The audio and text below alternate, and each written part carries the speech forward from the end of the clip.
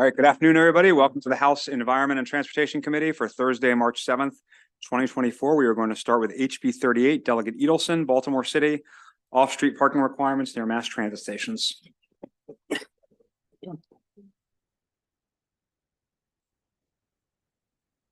Good afternoon, Chair Corman, members of the Environment and Transportation Committee. For the record, I'm Delegate Mark Edelson presenting HB 38. Colleagues, I have a bill that I think you're all going to love. I have no witnesses, no opposition. This is a local bill specific to Baltimore City, supported by the mayor. It was voted favorable out of the Baltimore City House delegation. Need I say more? Specifically, this bill is intended to follow on a bill that was recently voted out of the great state of Montgomery County City Council recently. The focus is on removing parking requirements for residential buildings being built near our transit stations. The idea is for a quarter-mile radius around any transit station, we would remove the requirement that you must build parking if you're building a residential building, focusing on getting more affordable housing, transit-oriented development in our transit corridors. That's all I have. Happy to take any questions. Mr. Chair, I urge a favorable vote. Thank you, Delegate Edelson. Are there any questions? Okay, thank you. That concludes the bill hearing on HB 38. Tell your friends how it's done. We'll now call up HB 1309. Is Delegate Lopez here? Great timing. Delegate Lopez, come on down. HB 1309, Transportation State Highways Product Approval.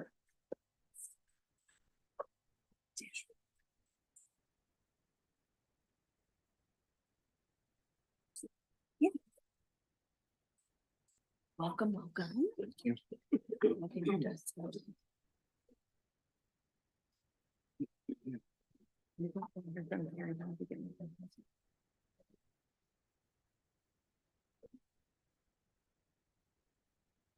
There you go. Thank you, Mr. Chair and members of ENT.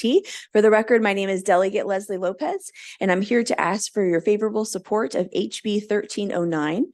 This bill codifies a 30-day framework for the State Highway Administration to comment on applications for certain development projects.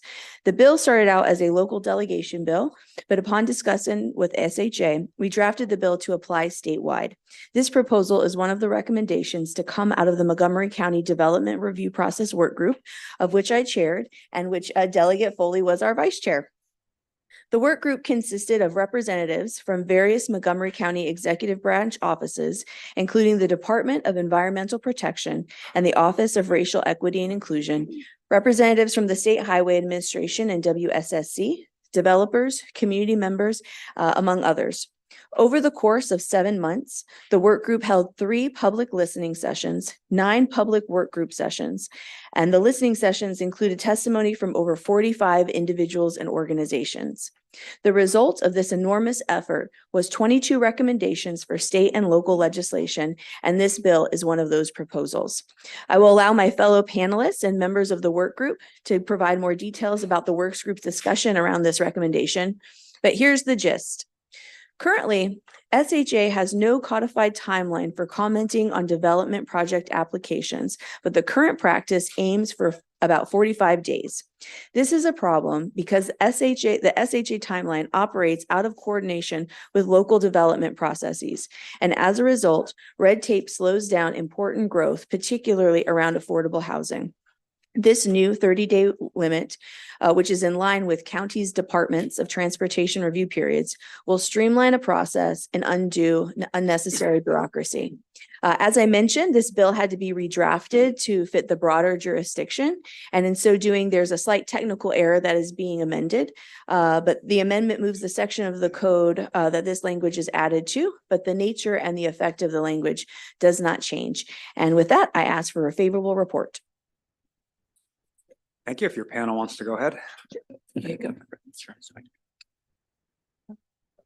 Yeah. There you go.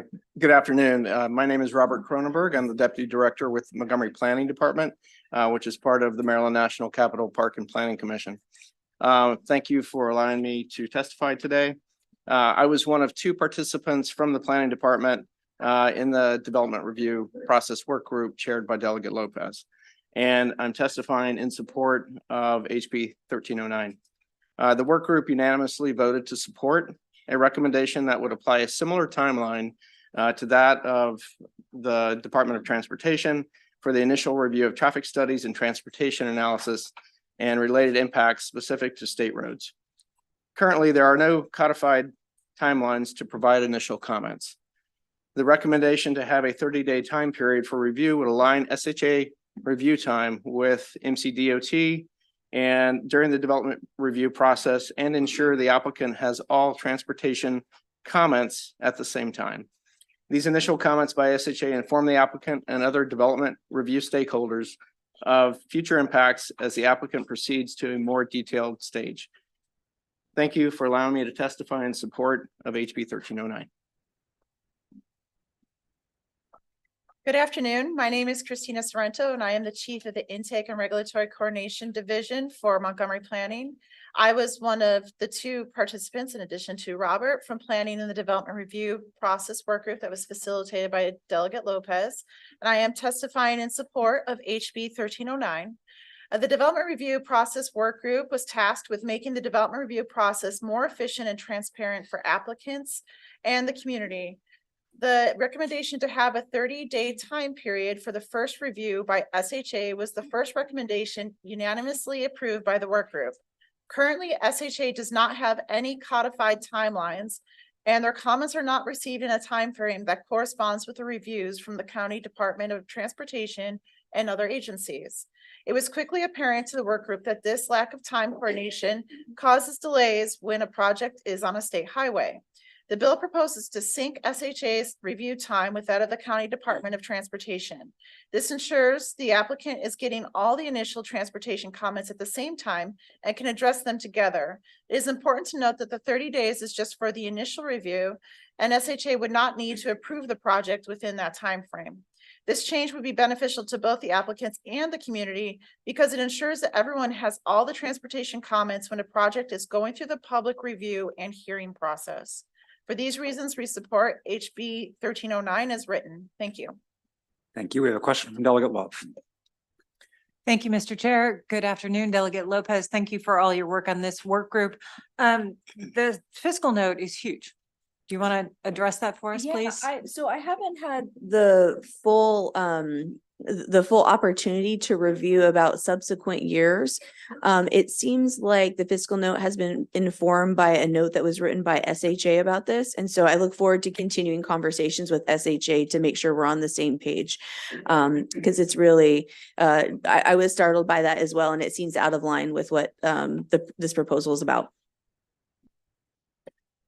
Thank you. Delegate Lopez, first of all, yes, thank you for your work on the work group, which was really important to our delegation. Can you just talk about the letter we got from MDOT broadly and how you would respond to some of the concerns they raised? I know it's a letter of information, but clearly they raised concerns. Sure. So it's important for the committee to know that SHA was a part of this process from the beginning. When we carved out the folks who would be on this work group with the letter of intent that was drafted by Montgomery County Executive Mark Elrich, and at that time Park and Planning Commissioner Jeff Zients, we sat down, we did a thorough process of who was going to be invited, and SHA was a part of that process. They did not choose to actively participate. And so it's been disappointing to receive this letter afterwards when for the past 7 months, they had a seat at the table in coordination. And so I hope that we have an opportunity to continue to work these things out. But they were invited to participate in this process. And certainly that letter is disappointing. Okay. Thank you. Any additional questions? Okay. Thank you, Delegate Lopez, to you and your panel. We're now going to turn, still out of order, to HB 1369, Montgomery County Delegation, Speed Monitoring Systems on the ICC. Chair Polakovich-Carr.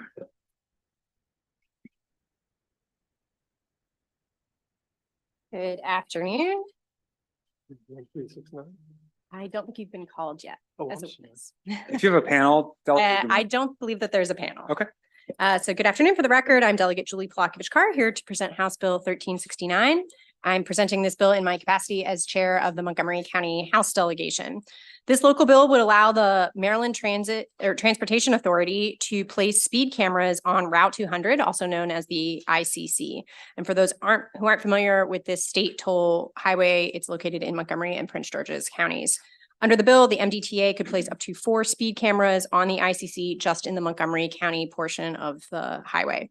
The bill requires all of the same standard protections and processes that are baked into state law for use of speed cameras elsewhere. Notably, this committee has authorized other site-specific uses of speed cameras in Baltimore City and in Anne Arundel, Prince George's, and Talbot counties. And just last session, this committee passed a different version of this bill to allow for use of speed monitoring on the ICC. This bill passed the Montgomery County House delegation unanimously with 2 amendments. The committee should have our letter of support and those amendments on file. Thank you, Mr. Chair. Thank you. We have a question from Delegate Love. Thank you, Mr. Chair. Good afternoon. Madam Chair, can you touch on the fiscal note for us because it's concerning? And I'll be honest, because this is not my local bill, I have not looked closely at the fiscal note. It was not available yet last night, but I think there are some issues that were raised in MDOT's letter of information to the committee exactly about how like revenue sharing would work. So I think there's still, some things that need to be worked out. We'll defer to the committee on that front. And I have certainly passed along those concerns from MDOT to the local bill sponsor. Thank you. Any additional questions? Okay, thank you. We do have an additional witness on this bill. There's 2 people signed up, and I'm guessing Mr. McLeod is here for a different bill because he's from the Maryland Aviation Museum. But John Sang, Maryland Coalition for Roadway Safety.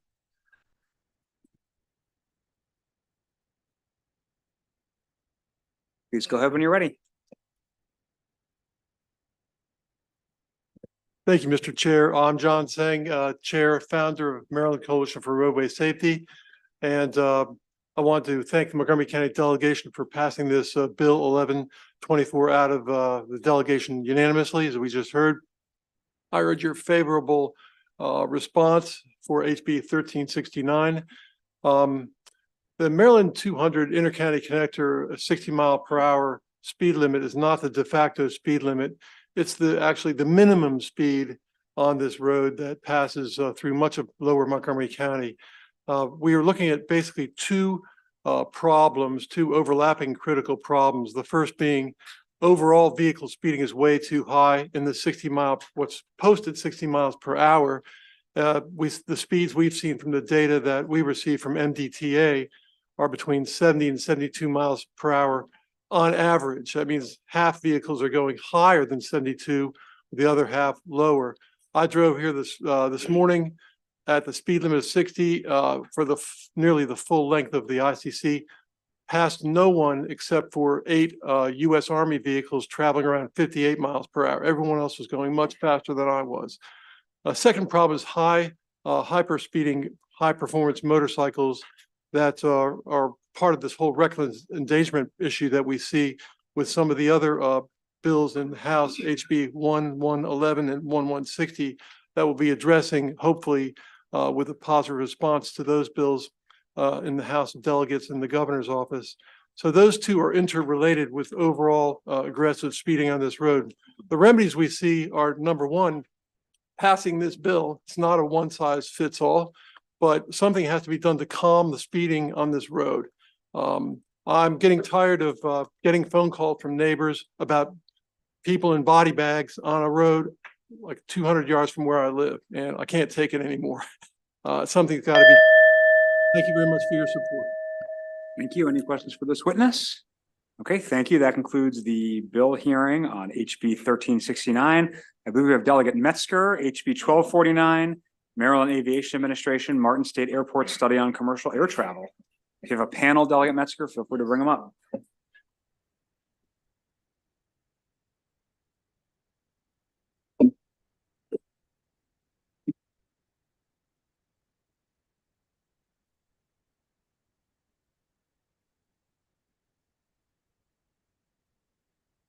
Well, good afternoon, everybody. Let me start off by saying, look to the person to your left and look to the person to your right. They are your enemies today. I am your friend.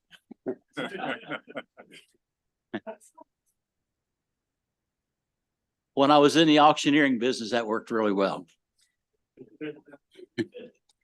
House Bill 1249, Maryland Aviation Administration Airport Study and Commercial Air Travel, March the 7th, 2024. Good afternoon, ladies and gentlemen, Mr. Chair, Madam Vice Chair, and distinguished members. Well, some of you are a little bit more distinguished than the others, but that's okay.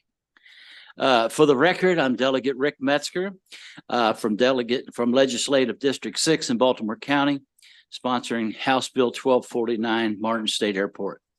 As some of you may already know, the 175th wing of the Maryland National Guard, the A-10 airplanes, are leaving the Warfield Air Force Air Base. I have no plans to bring our military planes back to the base. This means, for the first time, ladies and gentlemen, since 1921, the Maryland Air National Guard will have no military planes at this base. Warfield will become the only Air Force base in the country without military airplanes. The Maryland Congressional District delegation is trying to bring our military planes to the facility. The A-10 airplanes are leaving with a result of loss of 600 jobs, mechanical jobs, and the support jobs on the base of a hardship for our community. For this reason, I would like to see a feasibility study to be conducted to allow commercial air travel at this location. By the way, the Mark Airport station is right across the street, as well as they're expanding the runway, ladies and gentlemen, to take up to 737 airplanes. This area would be perfect. It's right off of Route 43, Route 40, right off of 95. And we would just be delighted to do this. And I have Mr. Gus McLeod, and he'll share it from here. Thank you. Well, good afternoon. That's a hard act to follow. Thank you, the committee, for hearing us. My name is Gustavus McLeod. I'm the executive director of the Glenn L. Martin Aviation Museum. I'm an aviator, been an aviator for 50 years and hold 6 aviation world records. But the reason for my testimony today is for the community. This is a community that's about to lose its air arm. 97 years, Martin Airport has been the center of aviation. This is an easy one. You're not requiring any funding. All we have to do is look. The data shows about 500,000 people a year travel past this airport on the way to BWI. It seems that we could capture some of that. We don't know where they're going, but they're going somewhere, and they're going to BWI, and they pass us. Now, on top of that, Martin's vicinity to Pennsylvania, we could get some of their business. Maybe they would come down to us instead of going to Pittsburgh. So as we can see it, this is a no-brainer to look at it, because with the Guard leaving, we need to be proactive to fill that space. And this study would help us do that. And I think after this study that we could find that Martin State would be a general carrier airport that could do small commutes, that could relieve Baltimore, Washington of some of its traffic. And we know how, and all of us know how that's going right now. So that's my testimony. I finished up in time. I also like to say that in your package, you probably should have already received a copy from Ricky Smith about the Aviation Commission and that sort of thing. So that's, I'm looking for a favorable vote on this. Thank you so kindly. Thank you. We'll start with the delegate from Martin State Airport, Delegate Naraki. Thank you, Mr. Chair. Delegate, thank you for the bill. Of course, this is near and dear to my heart with this being in my district. I am curious, though, because we haven't had a chance to talk about this. Have you checked with the local community about this bill? Because often we hear a lot of pushback when even the hint of increased air traffic occurs at the airport. Yes, good question, and thank you for that. We were at an event, Mr. McLeod and I, that the community leader was there, and his words were this: "I'd rather see the airplanes than the helicopters. The helicopters make more noise than the planes." And yeah, he supports it. Okay, thank you. Delegate Silaberte. Thank you, Mr. Chairman.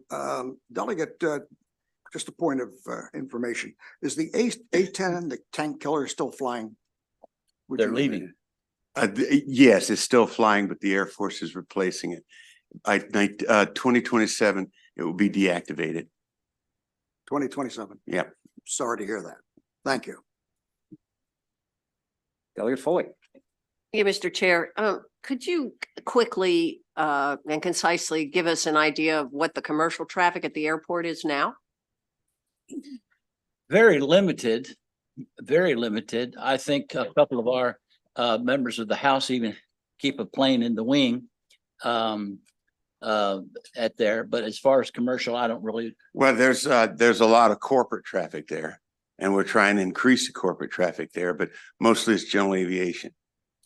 And there's the air guard there now. The community loves the guard. They like seeing the jets take off.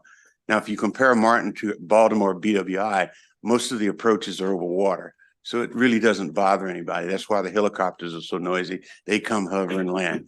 Airplanes are generally coming in off the bay, so nobody hears it much. Okay, thank you. Delegate Guyton. Mr. Chair, thank you. Yes. I love Martin State Airport. I also am looking at the bill, and the way the bill is written is very vague as to what, to Delegate Naraki's point, as to what the study should include. And I certainly wondered if there's more specificity that could be put into this study, such as the effect on general aviation. I'm sorry.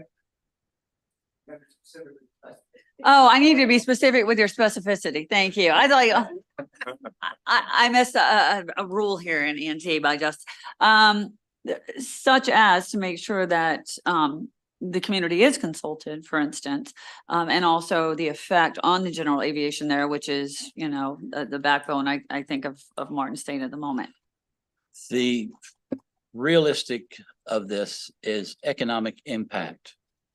And we want to make sure that the community is 100% for it. If the community isn't 100% for that, then it's not going to, it'll always have a bad wing, so to speak. So is this study to determine community support, or is this Study not only the community support, but if you see in your packet from the Ricky Smith that talks about what the bill would require, and they would handle that at the airport.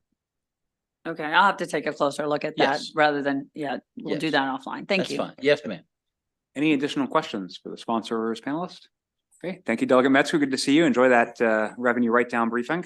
Thank you. We will now turn to HB 1447 from the Majority Whip, Motor Vehicles, Autonomous Vehicles, Standards, Requirements, and Prohibited Acts. And if you have a panel, Delegate Lewis, feel free to bring them up.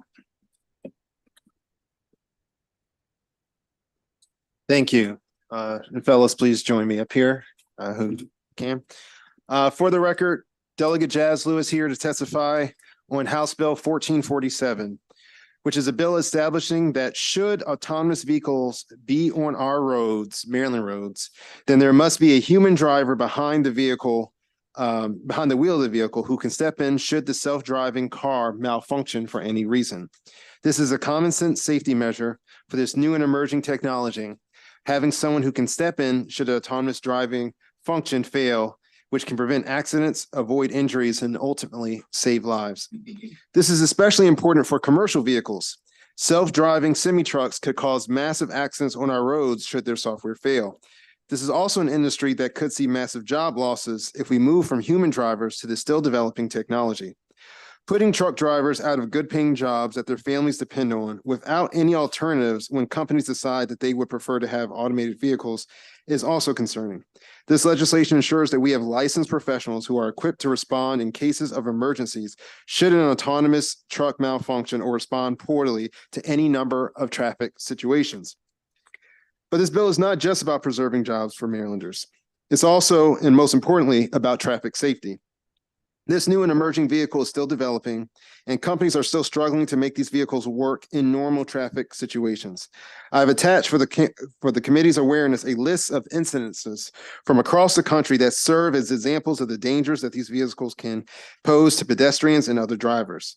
Mandating that a licensed driver be present to avoid any collisions ensure that there is an additional safeguard in place. For the record, I'm not here to oppose the technology outright, but I have deep concerns that I'm sure many in this room and beyond share with having this technology on our roads when we don't have national standards for them and the technology itself is still evolving. We should not let our enthusiasm for something new and innovative get in the way of basic safety measures that can protect lives, especially when it comes to commercial vehicles that have a higher likelihood of deadly accidents simply due to their size and weight. Not only will self-driving commercial vehicles put thousands out of their jobs, but it'll make us less safe if we take these professionals out of their trucks and off the roads. We are working on amendments to the bill to ensure that this bill is specifically confined to commercial autonomous vehicles, which we think makes this more directed to those vehicles that pose the greatest public safety risks, as well as protecting many jobs. I'll be happy to provide these amendments to the committee when they are ready. This legislation is about preserving public safety by having some common sense guardrails for still developing technology in place. And last but not least, there will be testimony from the National Federation of the Blind and others who I think are very excited by the onset of this technology. And they brought to my awareness that they thought this bill could fly in the face of the American with Disabilities Act. I took their concern to our Attorney General and they told me that it does not. So you all can check with Sandra Brantley and I can send you the correspondence they sent with me. Nothing is above public safety. With that, I urge a favorable report and I hope you all really listen to the stories from those on the panel. Thank you. Whoever can start. Good afternoon, Mr. Chair, members of the committee. My name is Larry Wolf. I'm a 35-year Teamster member, having started employment with UPS back in the late 80s. I'm here today with fellow locals and members from the joint councils in Baltimore, Maryland, and Washington, D.C. And we represent over 20,000 men and women that work in a variety of trades. Many of those involve the driving of CDL vehicles and even, like with UPS, some of the smaller package vehicles. I'm here to speak on behalf of these members who can't be here today, but this room is fairly full of rank and file members from around the state. You know, the Teamsters were founded in 1903 and have been, we've dealt with technology changes in nearly all of our industries. And I think as a delegate said that, you know, we're not opposed to technology. We just want to make sure that there are safeguards in there, particularly for our members and as well for the general public. Most, if not all of us, have driven trucks, including very big rigs that have automatic braking systems, lane control, and other innovations to make the job easier, more efficient, and safer. However, many times these features do not work 100% of the time, and they're not equipped to handle extraordinary circumstances that come up in day-to-day driving, including weather, wheels coming off of vehicles, all kinds of things. So the malfunction is a concern, and we believe there needs to be a safeguard in these commercial vehicles of a live operator that can handle when parts of these features fail. Excuse me. We're asking for a favorable report on House Bill 1447, that a properly trained and licensed human being is in the cab of every commercial vehicle and that they can respond to these mistakes by the automated systems, mechanical failures, on the road emergencies, and any real world scenario you can imagine. Again, we ask for your favorable report on this bill. I'll switch. Ron Smith from Teamsters International. We bring greetings. We also have some affiliate unions here today. I'm before you on the same matter, House Bill 1447. I've been a member of this great union for over 40 years, operating transit vehicles. I've driven taxi cabs. I've driven motor coaches, school buses. And I can tell you today that this is a job killer. We will eventually have, if we don't stop it today, we eventually have robots operating transit vehicles along with the autonomous vehicles. So in the state of Maryland, to save jobs, we want to increase jobs. I ask you to support us. Stand down on this particular legislation so that we can continue to feed our families throughout the state of Maryland. And I would appreciate your support, Mr. Chairman and fellow committee members. Thank you. Yeah.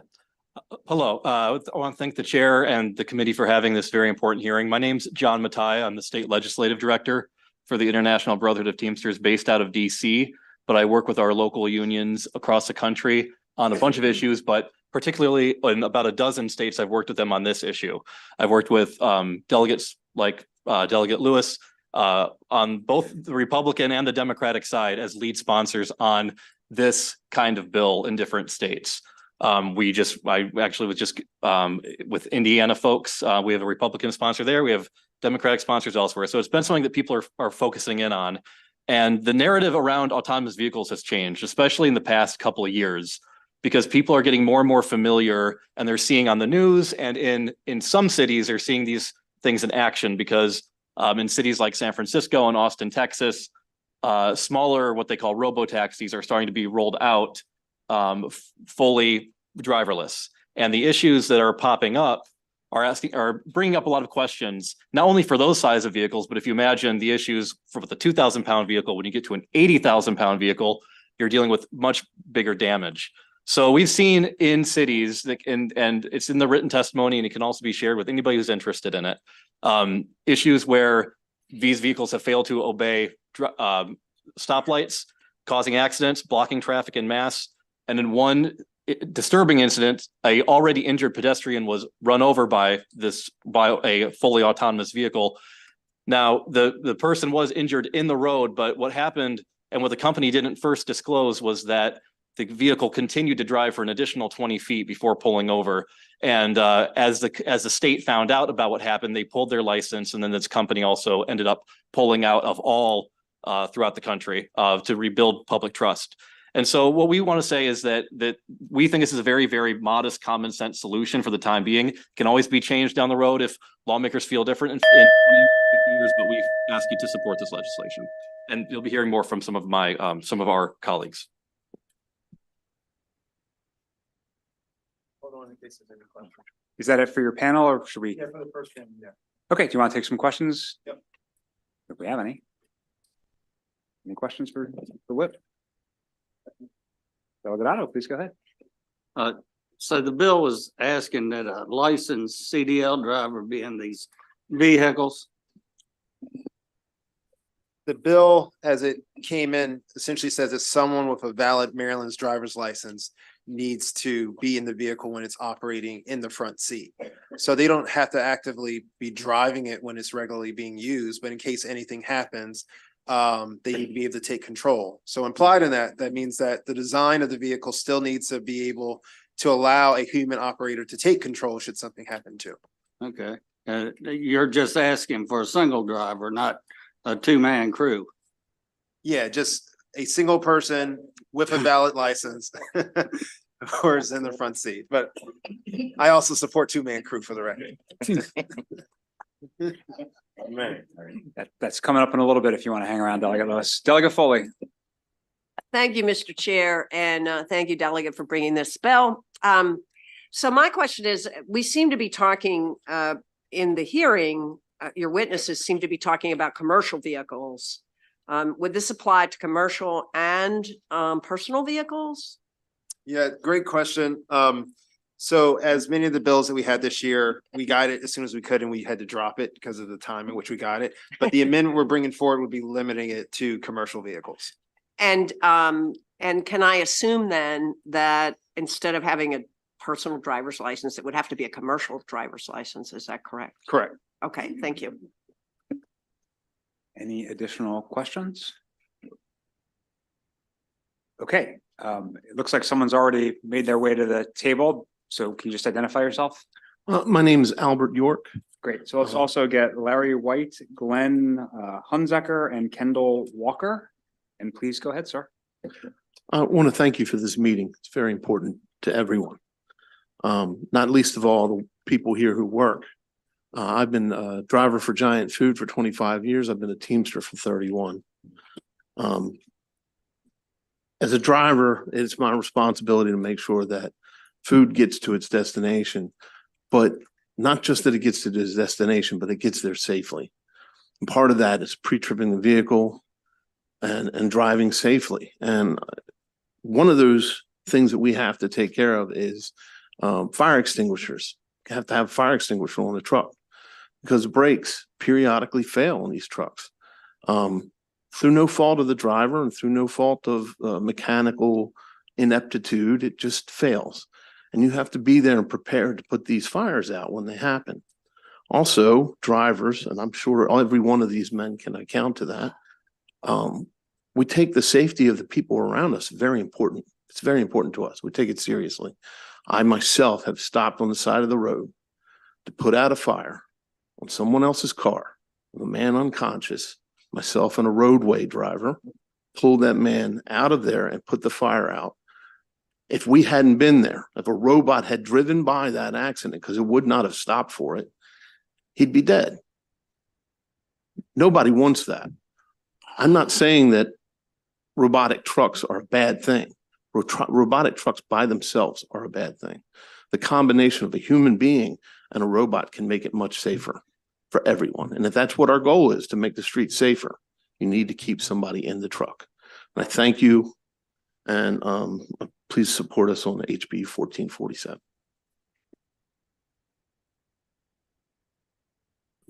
Good afternoon, Chairman Coleman and members of the committee. My name is Lawrence White. I've been a driver with Ruan Transportation for 18 years and a member of the local Teamster 639 for 8 years. I'm here today to urge you to stand up for the safety of Maryland drivers and pedestrians by voting yes on HB 1447. Professional drivers like myself have noticed the rollout of these autonomous driving vehicles, and what we've seen is quite disturbing. I have experienced some of these features myself that's already in our trucks that we have today with the automatic braking system. I was traveling on 95 North with a truck, and the truck recognized an overpass as an object in front of me and slammed on brakes at 55 miles an hour. Because I was behind the wheel, I was able to avoid anything happening. So it's clear that driverless vehicles are not ready for prime time. Members of the General Assembly, these vehicles are not really ready for deployment on the highways and public streets. We should not let the streets and highways of Maryland be the testing ground for big tech companies. The lives of drivers, workers, families driving on the roadways, and pedestrians are far too valuable to take the gamble of allowing driverless vehicles on our roadways. So please vote yes on HB 1447 to ensure that a human being will be behind every vehicle in Maryland. Thank you.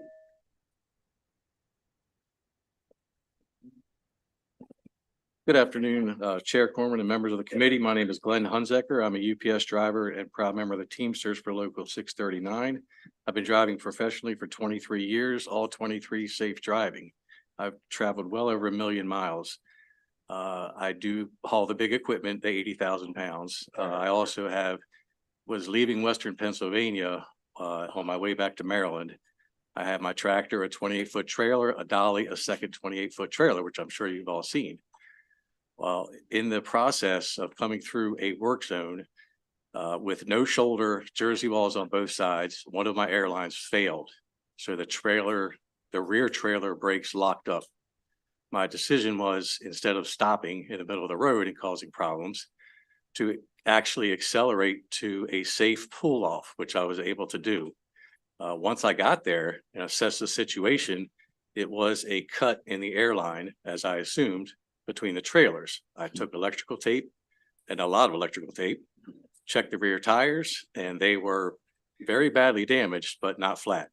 I was able to safely drive 2 or 3 miles to the next exit to an open parking lot where UPS mechanics would come out and fix the equipment. An autonomous vehicle, driverless, I don't know. It would have probably just stopped right in the middle of the road. It would have been aware of it, I think, but it just would have stopped. And then what? The police come, the state highway, and there's no driver. So then what? So in closing, I urge the members of the body to please listen to workers, protect public safety, most importantly, and middle-class prosperity in Maryland by passing HB 1447. Good afternoon, everyone. My name is Kendall Walker, and I'm a UPS driver. As a Teamster member, I'm proud to have a career where I can both contribute to my community and provide for myself and my family. Local 639 members like me go to work each shift knowing that we're playing an active role in our communities. It makes my day when I have a positive interaction with someone who has been waiting for their package to arrive. Make no mistake, my work is hard and has a difficulties, but I always have to live a life outside of work. One of my instances, we don't, as a feeder driver, tractor trailer driver, we don't get to interact with customers, but I do have stores. We do go to schools and visit schools. The kids get to see our truck, get and climb into our trucks, autonomous vehicles. They couldn't do that. I want young people to have the same opportunity to make a living that I have had. I want them to play an active role in our community too. This is all possible because I am a professional driver.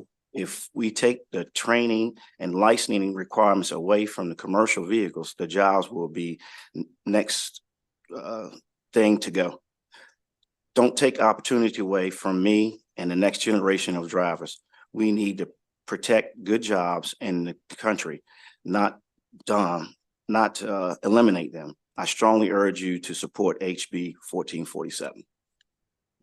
Thank you. I do not see any questions for the panel. Delegate Lewis, I think I got all your favorable in-person witnesses, but did I miss anybody? One more. Great, come on down. Sorry about that, sir. Please go ahead when you're ready.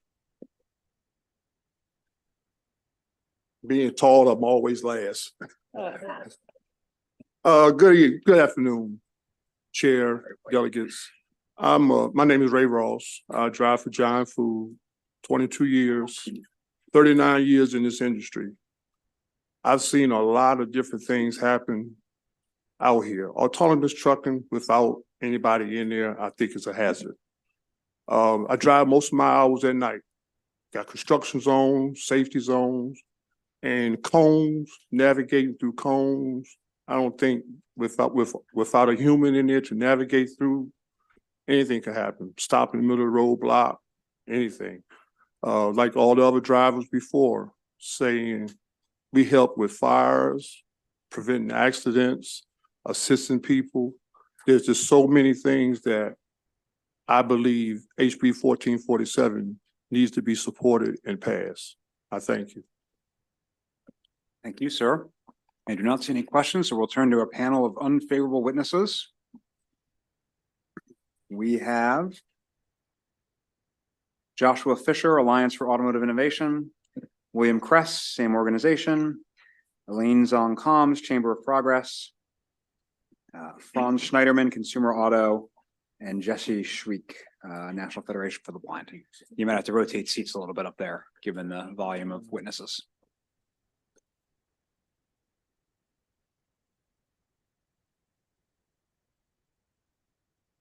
Here behind you, Jessica. Back one.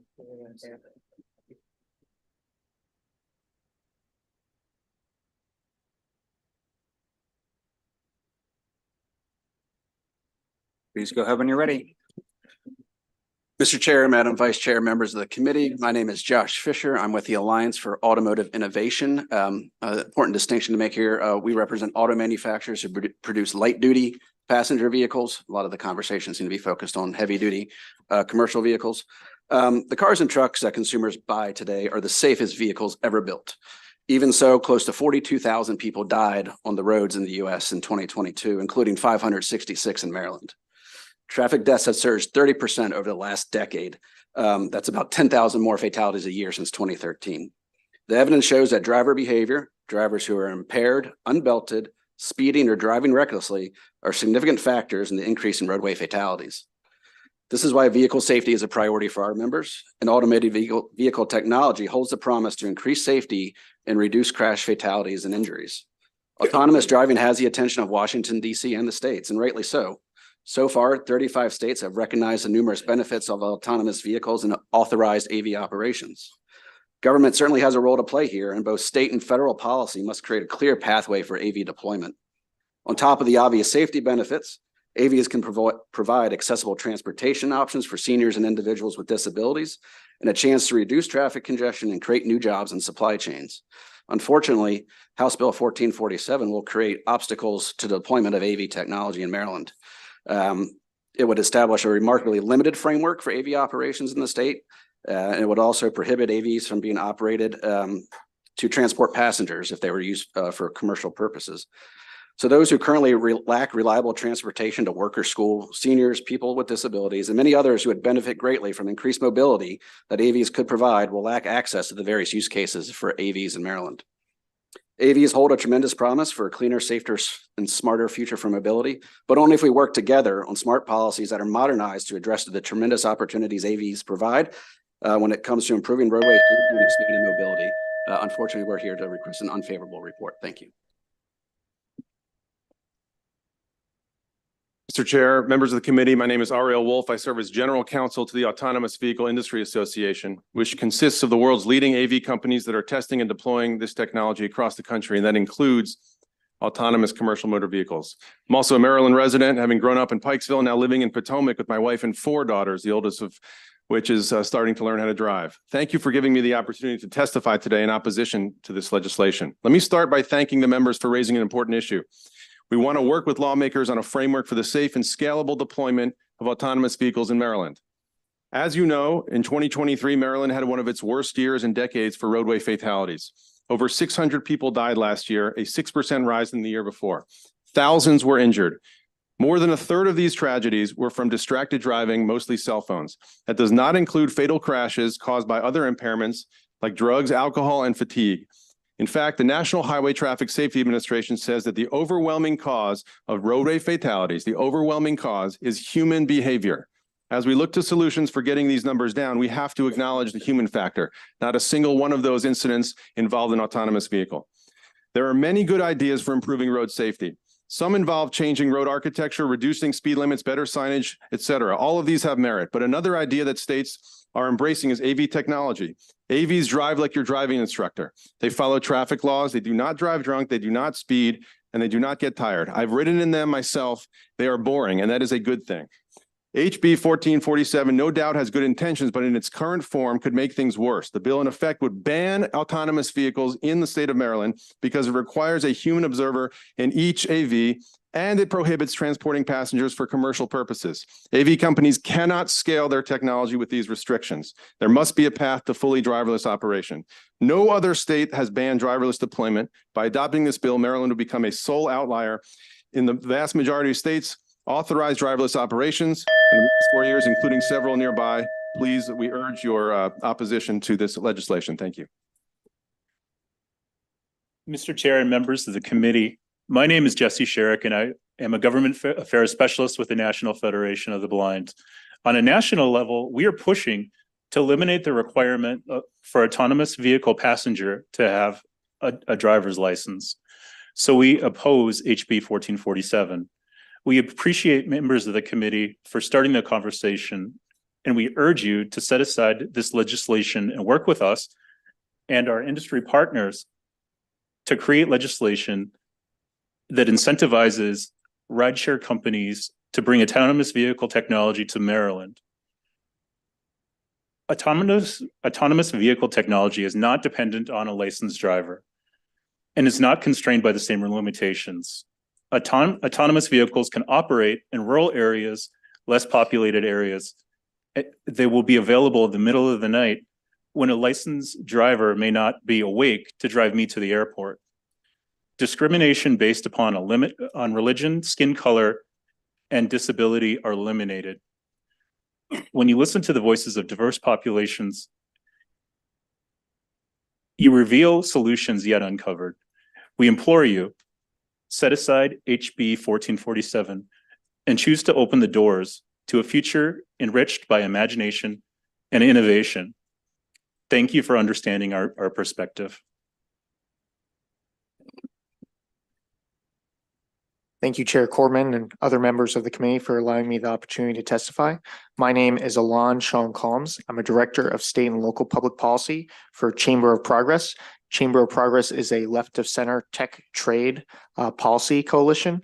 We have a number of partner companies that do include companies like Waymo, but our partners don't get a vote or a veto over our policy positions.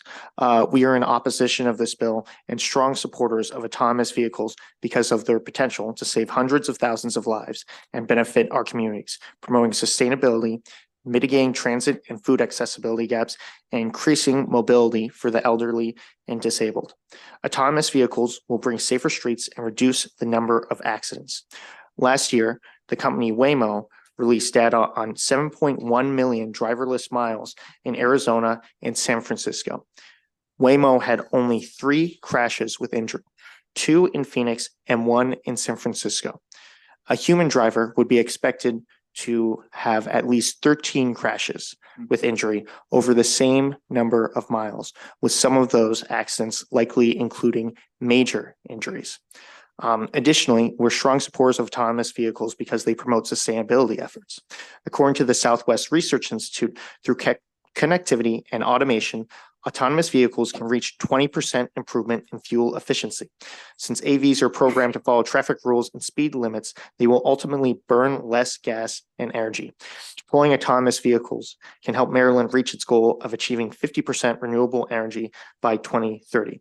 We have also commissioned some polling that found that 53% of voters are ready currently to ride in an AV now or in the next 5 years. Thank you very much for your time, and we urge an unfavorable report of this bill. Thank you. And I also called up Bill Kress, William Kress, excuse me, if we can make some room for him if he needs to testify in addition. And did we get Franz Schneiderman, Consumer Auto? We can make some room and. Thank you, Mr. Chairman, members of the committee. My name is Bill Kress. I'm here today on behalf of the Alliance for Automotive Innovation. I want to turn the, the committee's attention to the fiscal note. It really describes what's going on in DC with respect to regulation, but more importantly, what's going on in the state of Maryland.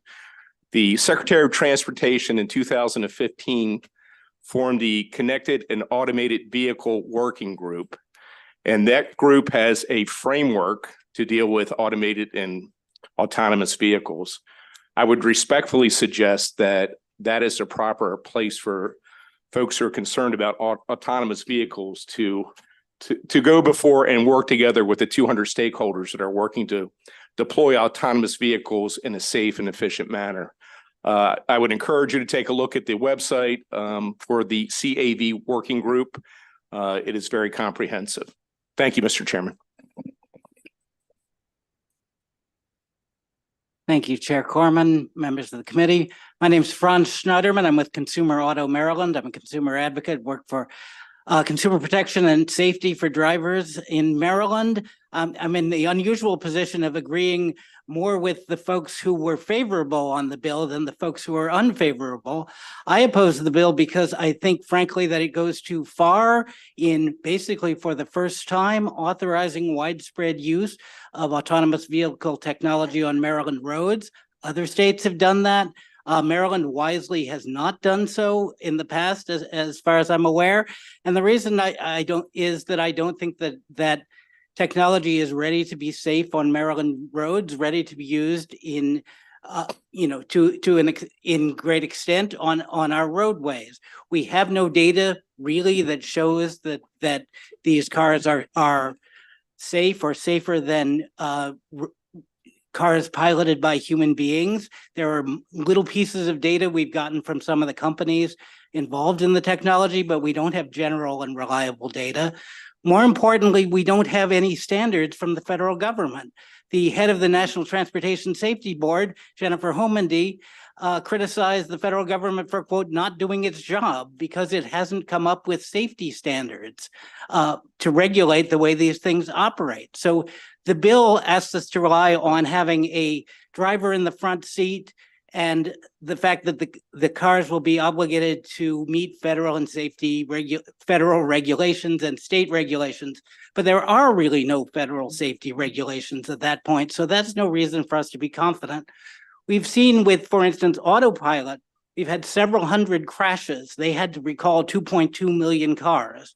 And autopilot requires somebody to be in the front seat. They tell you that you're supposed to monitor the system and how it works. The problem is you have a passive driver monitoring the operation, they're not in a position to act quickly enough to correct problems that come up. So Great. Thank you very much for your testimony. Thank We have a you. question from Delegate Foley. Thank you, Mr. Chair. I think Mr. Schneiderman sort of made a point that I was going to ask the industry folks on the panel about, which is there was a lot of testimony about from you folks about how we're keeping autonomous vehicles from off the road and we're not using them. And I think his testimony just proved the point that in fact this bill does contemplate using autonomous vehicles, does it not? Delegate, happy to take that question on behalf of the industry. The bill would be the first legislation or first law in the country that would require a human operator, human observer in the vehicle at all times in perpetuity. And that requirement does not allow the industry to scale in any commercial or economic way. And therefore it would serve as an effective ban on the technology in the near term. Follow up, if I may, Mr. Chair. And also for Mr. Sherrick, thank you for being here, Mr. Sherrick. Really appreciate your testimony and appreciate the concerns that you raised. But this is for everyone or anyone on this panel. And that is that didn't you hear the testimony from the bill sponsor that he intends to amend the bill to make it just apply to commercial drivers?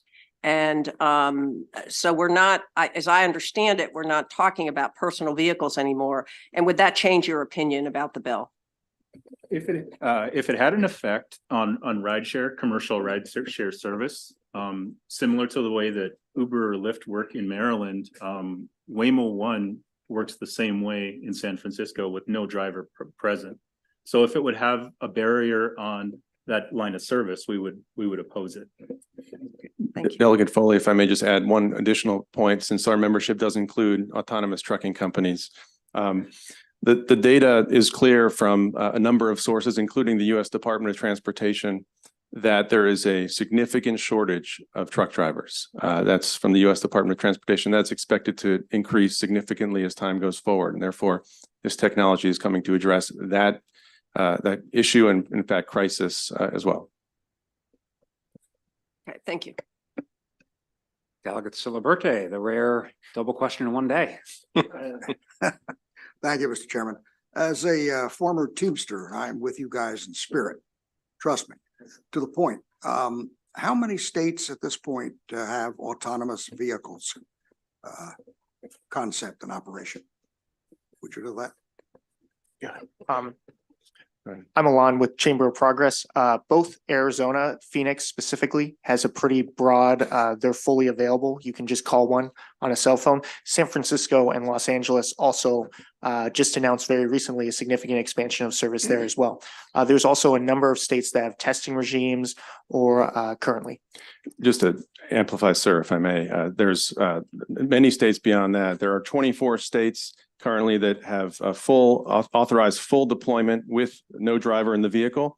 There are another 6 states that allow for testing without a driver. So the vast majority of states permit this, and then most of the rest are silent on the matter.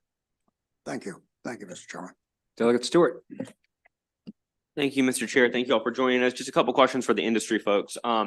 So if a vehicle's AI has to make a split-second decision about saving the lives of the passengers or the passengers of a different vehicle, how does that algorithm work? So I am most familiar with Waymo vehicles, so I'll speak to those. From what I understand, they not only have cameras that are 360, but they also have LiDAR and radar. The advantage of having LiDAR and radar is that the cars can see hundreds of yards around and over objects. So the idea behind the technology is that they would not be in a situation at all where they're forced to make that type of decision. So you're saying that just because I'm really speaking less logistically and more morally, you're saying that there would never be a scenario with an autonomous vehicle where the AI, the algorithm would have to choose between the life of the passenger of that vehicle and the passengers in another vehicle. You're saying that that's impossible. That's the idea with the LiDAR and the radar technology. They can see, around, say, if you're going over a hill, right, and you might be behind a big Mack truck, the LiDAR and radar could see a potential accident hundreds of yards ahead of time and can make a decision that a human would not be able to do. Delegate, if I may amplify on that response, I would also note, in addition to the ability for these vehicles to have a much farther picture of what's going on in the surroundings, and having seen it firsthand, that is the case, including behind the vehicle. The other way to think of that question is, what is the baseline today?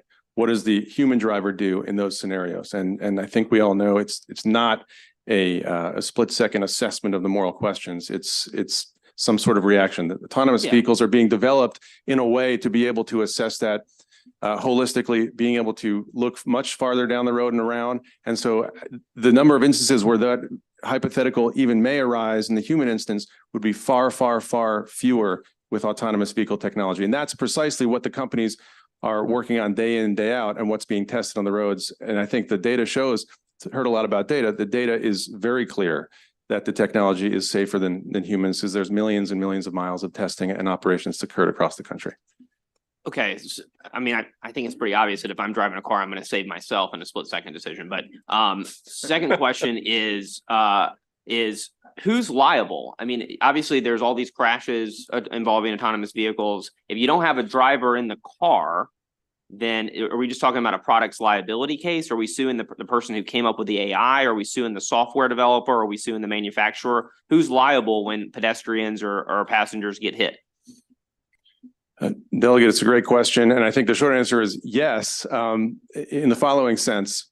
The motor vehicle regime we've had in the country for decades has been able to incorporate and accommodate new technologies many, many times. And our system is able to work through that and be able to look at it and say, and judge who is liable in those instances. It requires discovery, it requires an examination of the facts. It could be an operator, it could be the human-driven vehicle that made a bad decision. It could be a technical issue. So those issues have to work out, and we've been able to do that for decades in this country to incorporate new technology into the vehicle fleet. Okay, last question, Mr. Chair, if I could. I can squint and see a future where autonomous vehicles work and they work well and there's no problems and everyone loves them. I don't think that we're there yet. I think, you know, if you just Google autonomous vehicles, San Francisco, and you see the havoc that these cruise vehicles unleashed, and then California had to ban them. I mean, blocking emergency vehicles, getting stuck in cement, hitting pedestrians, and then pinning them under the car. Like, I understand that maybe as a baseline, they're safer, but they're also seem to be making mistakes that humans wouldn't make. So I guess my overall kind of overarching question is, you know, we represent humans. All of us do. Humans voted for us. We don't represent car companies. Why wouldn't we as legislators take a cautious approach to this new technology in the interest of safety, at least while this industry grows and improves? Delegate, it's a phenomenal question. I think the answer to that is very simple, because the technology will make the roads safer. Human impairment, there are a number of statistics thrown out. Some say 94%, but the most recent one, US DOT says the overwhelming majority, whatever that number is, the overwhelming majority of collisions and fatal crashes and injuries that we don't talk about, we talk about fatalities, but injuries can be life-altering, are caused by human behavior. And so the reason is not to represent robots or technologies. The reason is to protect your constituents that are on the road and getting killed from human-driven vehicles. And so that's fundamentally what's trying to be. There are other benefits that have been noted here as well that we don't have time to get into, including on the economics and supply chain, in addition to mobility and sustainability. But that's first and foremost, fundamentally what needs to happen here is we need to look across the board at safety technologies. This is the most promising one. There are many others, not to say it's monolithic, but that is what needs to happen. I appreciate that. And if you guys could send us, you know, the data that y'all have in terms of comparing the driverless, the autonomous vehicles to human error, that would be really helpful. Appreciate Absolutely. it. Great. Thank you to this panel. We do have some virtual unfavorable witnesses. We'll turn to now Margaret Durkin from TechNet. Please go ahead. You're on mute. Good afternoon, Chair Corman and members of the committee. My name is Margaret Durkin, and I'm the Mid-Atlantic Executive Director with TechNet, a technology trade association. Thank you for the opportunity to speak today on House Bill 1447 related to autonomous vehicles. The benefits of AVs are numerous. They improve roadway safety, they increase access to transportation for all people, and foster the movement of goods. We're concerned about this bill due to its driver-in requirement, which would make Maryland an outlier to the other 24 states that have passed AV legislation related to this issue. We're also concerned about the private right of action that exists in the bill. In our view, PRAs only encourage frivolous lawsuits and take time and resources away from other focuses that companies could be focusing on, such as to further develop that idea of roadway safety. And we're willing to work with the sponsor as he pursues potential changes to this bill. Again, thank you for your time to speak on it. Further details are listed in my written remarks, and I'm happy to take any questions. Thank you. Thank you very much. We will turn to Ronza Othman from NFB, excuse me. Good afternoon, Mr. Chairman, members of the committee. My name is Ronza Othman, and I serve as president of the National Federation of the Blind of Maryland, which is the oldest and largest organization of blind, low vision, and deaf blind individuals in the state of Maryland. We are in opposition to this bill for a number of reasons. Bottom line is it is an anti-disability bill. Commercial vehicles in Maryland and in many of the local jurisdictions in Maryland include rideshare, such as Uber and Lyft, which we depend on to move about our communities. That means even if the bill is amended, how some jurisdictions consider the commercial vehicles means we won't be able to use those means of transportation like Uber and Lyft to get to doctor's appointments, to get to our jobs, to get to the airport, and even to visit you in the General Assembly, which our members did yesterday and today. The bill also mentions highways, a prohibition on highways, which is also problematic because you can't get anywhere in Maryland, or so it seems, without using a highway. This bill is discriminatory against people with disabilities as it is currently written. That's the bottom line. With respect to Delegate Lewis, this is the first time that we've heard that he's gotten an attorney general's opinion on this matter, and we appreciate that. However, we disagree with the opinion, and so do our lawyers, and frankly, so does the Department of Justice and the federal government, the Department of Transportation, based on our conversations thus far. There's a bill currently making its way through Congress as we speak that prohibits the requirement of a human operator in these vehicles, who would have to have a valid driver's license. Other states, as you've heard, including California and Texas, have AV technology in place, and it has revolutionized how people with disabilities move about their communities. The allegations concerning safety are frankly false, as if you read into the data, you will be able to understand. And as I close, I will say that AV vehicles can also be a job saver and help with that critical shortage of drivers if you don't require working eyeballs. I am a member of a family of Teamsters. My family owns a national trucking company, and so I am empathetic to the concern. However, we ask for more time to work during the off session with industry and with the Teamsters and other communities and stakeholders so that we can find common sense, logical solutions to this problem that don't discriminate against any individual, don't discriminate against any targeted class. And as a result, I, on behalf of my membership, recommend an unfavorable report for this bill. Thank you, and I'm happy to answer any questions you may have.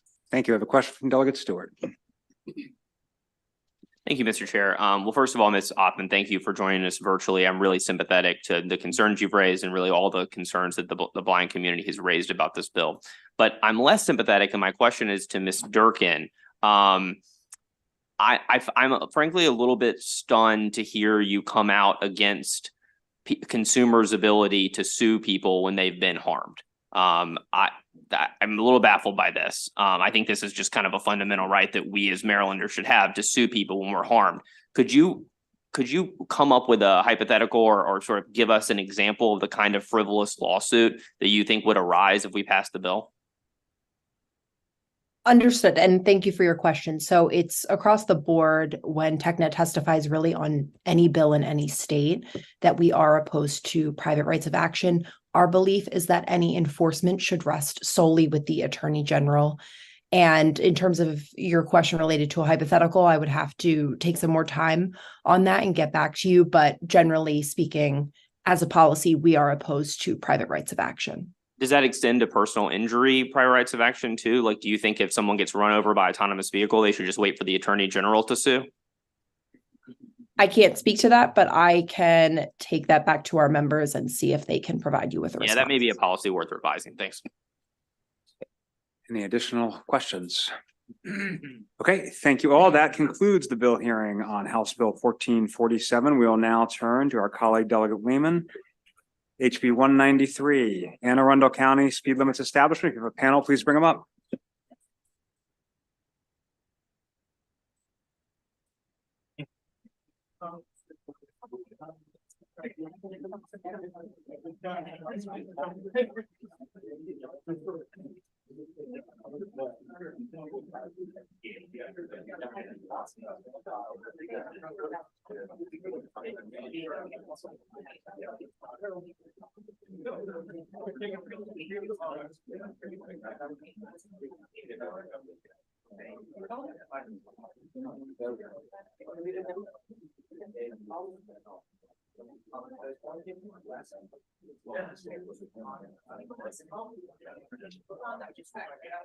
John's here, right? You want John as well, right? Yes, three of us. Julie. Julie, want to come up? Go ahead. Yeah. And then Josh.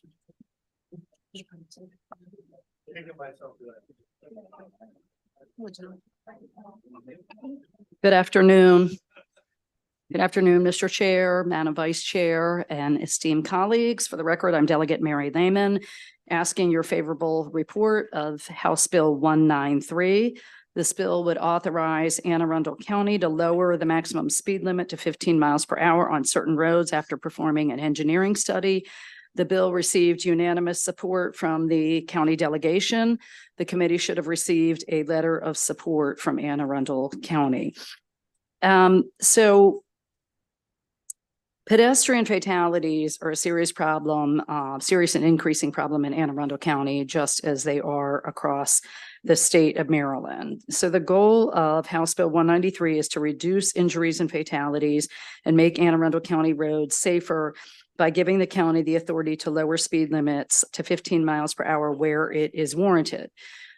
This legislation is the Anne Arundel County version of a local bill sponsored by the Montgomery County delegation, and that passed the General Assembly in 2021. You may remember that our colleague Delegate Moon was just before the committee recently actually seeking some amendments to that law around the engineering study requirement. So since Montgomery County is authorized to lower its speed limit to 15 miles per hour, Anne Arundel County would like that same authority. Anne Arundel County has adopted a Vision Zero policy to eliminate car-related deaths, just as the state of Maryland and many other counties have. So this bill would just provide a tool to assist the county in realizing that goal. The mandated traffic study also provides an excellent opportunity for citizen input and concerns to be voiced. The bill does prohibit installation of speed cameras in those 15 mile per hour zones. And with that, I urge your favorable report. Thank you. Okay. Good afternoon. I'm Anne Arundel County Councilmember Julie Hummer. As we all know, the traffic on our roads is not decreasing. Drivers are constantly looking for ways to shave minutes off their commutes as they follow routes recommended by Waze and other apps. I represent an area that bustles with commuters traveling to Baltimore, DC, and Annapolis. State roadways that used to be a bit more sleepy are no longer sleepy, and communities bordering these roads are experiencing more cars and higher speeds throughout the day. As a council member, one of the most frequent calls I receive from my residents is about traffic. How can we slow down the vehicles? They are concerned for their children and for themselves. This bill would enable us as a county to enhance the safety of our communities by lowering speed limits. Just as we do now, no traffic calming measures would be enacted until and unless a study is completed and public input is considered. But having the ability to make these speed limit changes will be a welcome addition. I can assure you, I know of several communities who will be reaching out to me the day when and if this passes. I urge your support for this enabling legislation to allow the local authority in Anne Arundel to lower speed limits where deemed beneficial for public safety. Thank you for your time. Chair Corman and members of the House Environmental and Transportation Committee, I am Tammy Bresnahan. I'm the Senior Director of Advocacy for AARP Maryland and an Anne Arundel County resident for over 60 years, believe it or not. We've seen many changes. AARP advocates for 2 million Marylanders age 50 and over in Maryland, and AARP Maryland supports House Bill 193, and we thank Delegate Lehman and Delegate Pina Mielnik for supporting this important legislation. AARP Maryland believes jurisdictions should have the ability to change driving speeds. Everyone should feel safe crossing a street, but the streets can be dangerous, especially for older Marylanders. The number of pedestrians killed, as you hear it, is rising. This is a very passionate issue for me. I grew up in a town called Pasadena, Maryland. My family's been there for about 250 years. And in 2007, my brother was taking his evening walk and he was killed on Mountain Road. He has a series of fatalities on Mountain Road, a series of fatalities. Just recently, another man, 60 years old, was leaving a restaurant and he too was killed trying to get to his car, crossing Mountain Road. Now, I don't recommend crossing Mountain Road in Pasadena, but a lot of people do because there's houses on both sides. And the speed has not changed since I went to high school down there in 1978. Another example, I live off of Arundel Beach Road in Severna Park.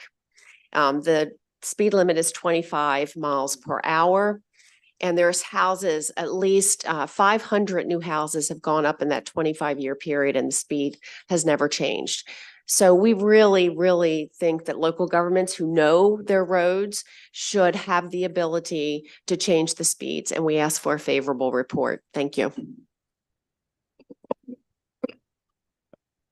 Chair Corman, Vice Chair Boyce, members of the committee, John Corn with Bicycle Advocates for Annapolis and Anne Arundel County, here to support this bill. In spite of the state and the county's commitments to Vision Zero, 2023 was an absolutely awful year with over 600 road fatalities across Maryland, a number we've not seen since 2007, and an increasing share of those fatalities are people outside the vehicle, people on foot, people on bike, etc. There's 5 words that you sometimes see in a crash report that's almost never true. That is, speed was not a factor. Speed is almost always a factor. Speed increases the likelihood of crash, and for people outside the vehicle, increases the severity of the crash. A person on foot that's hit at 40 miles an hour, 8 times more likely to be killed than somebody hit at 20 miles per hour. So please empower the locals who know the roads best to have this ability to reduce speed limit and save lives. Thank you. And by the way, Tammy, my 5-year-old granddaughter bikes and walks across your road every morning. So thanks for taking up for Arundel Beach Road. Thank you all. Any questions for the delegate or her panel? I do not see any. We do have some additional in-person favorable testimony from Grace Wilson, Anne Arundel County Public Schools, and Joshua Freeman, Office of the Anne Arundel County Executive. Please go ahead when you're ready. Good afternoon, Chair Corman, Vice Chair Boyce, and members of the Environment and Transportation Committee. I'm Grace Wilson, Legislative and Policy Specialist for Anne Arundel County Public Schools. I'd like to start by thanking Delegate Lehman for introducing this bill. Anne Arundel County Public Schools supports House Bill 193, which would authorize Anne Arundel County and municipalities within the county to decrease maximum speed limit on local roads to 15 miles per hour after performing an engineering and traffic investigation. The safety of our students, our staff, and our families is a top priority for Anne Arundel County Public Schools. HB 193 has the potential to increase the safety of our students, staff, and families by providing another tool that can be used by county government to address safety concerns that may arise on local roadways. We support any tools that could be available to us to improve the safety near schools and in the community. Accordingly, I respectfully request a favorable committee report on House Bill 193. Thank you. Thank you, Mr. Chair, Madam Vice Chair, members of this esteemed body. My name is Joshua Freeman. I come to you by way of the County Executive's Office, where I serve under the leadership of County Executive Stuart Pittman. I'm here today to testify in support on behalf of the administration on House Bill 193. This is enabling legislation. This would give Anne Arundel County the authority to lower the speed limit to 15 miles per hour on certain roads, of course, after a traffic engineering study has been deemed worthy. We have heard from many members of communities across this county, in particular areas such as South County, where those roads have been measured to be less than 18 feet wide. So those roads are a lot more narrow, and there are genuine concerns about the speed limits in those areas. There have been multiple fatalities in that area, unfortunately, dating back to last year as well as this year. And the community wants some change. They believe that the speed limit should be lowered. And we believe that with this authorization, this would be another tool in our toolkit to make sure that we have safe communities. And we can't talk about safe communities unless we talk about having safe roads. So I certainly thank the sponsor for this legislation, bringing this idea forward. As mentioned earlier, this is nothing new. Montgomery County passed similar legislation in 2021. We believe that Anne Arundel County should have the same authority and be, like our mantra says, the best place for all. So I thank you again. Thank you for your time. If there's any questions, I'll be happy to answer. Thank you. Thank you. Good to see you, Josh. Any questions for this panel?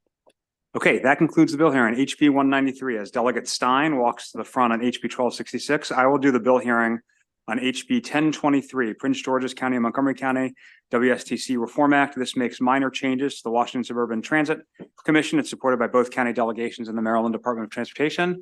I'd ask for a favorable report. Are there any questions? Okay, that concludes the bill here on HB 1023. We'll now call up Delegate Stein, HB 1266, Clean Water Commerce Account Contracts for the Purchase of Environmental Outcomes.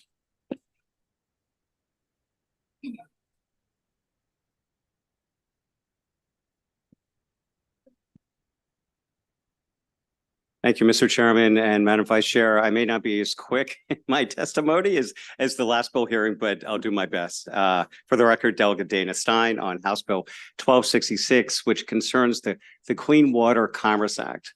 This act was passed by the legislature in 2021. It was developed and sponsored by the Maryland delegation of the Chesapeake Bay Commission. The act's purpose was to improve upon a program that was first started in 2017, which facilitated the purchase of pollution reductions by the state to meet the Chesapeake Bay cleanup goals at the lowest possible price point. The intent then and now it still is to achieve the largest bang for the buck to meet our obligations under the Bay Total Maximum Daily Load, or TMDL.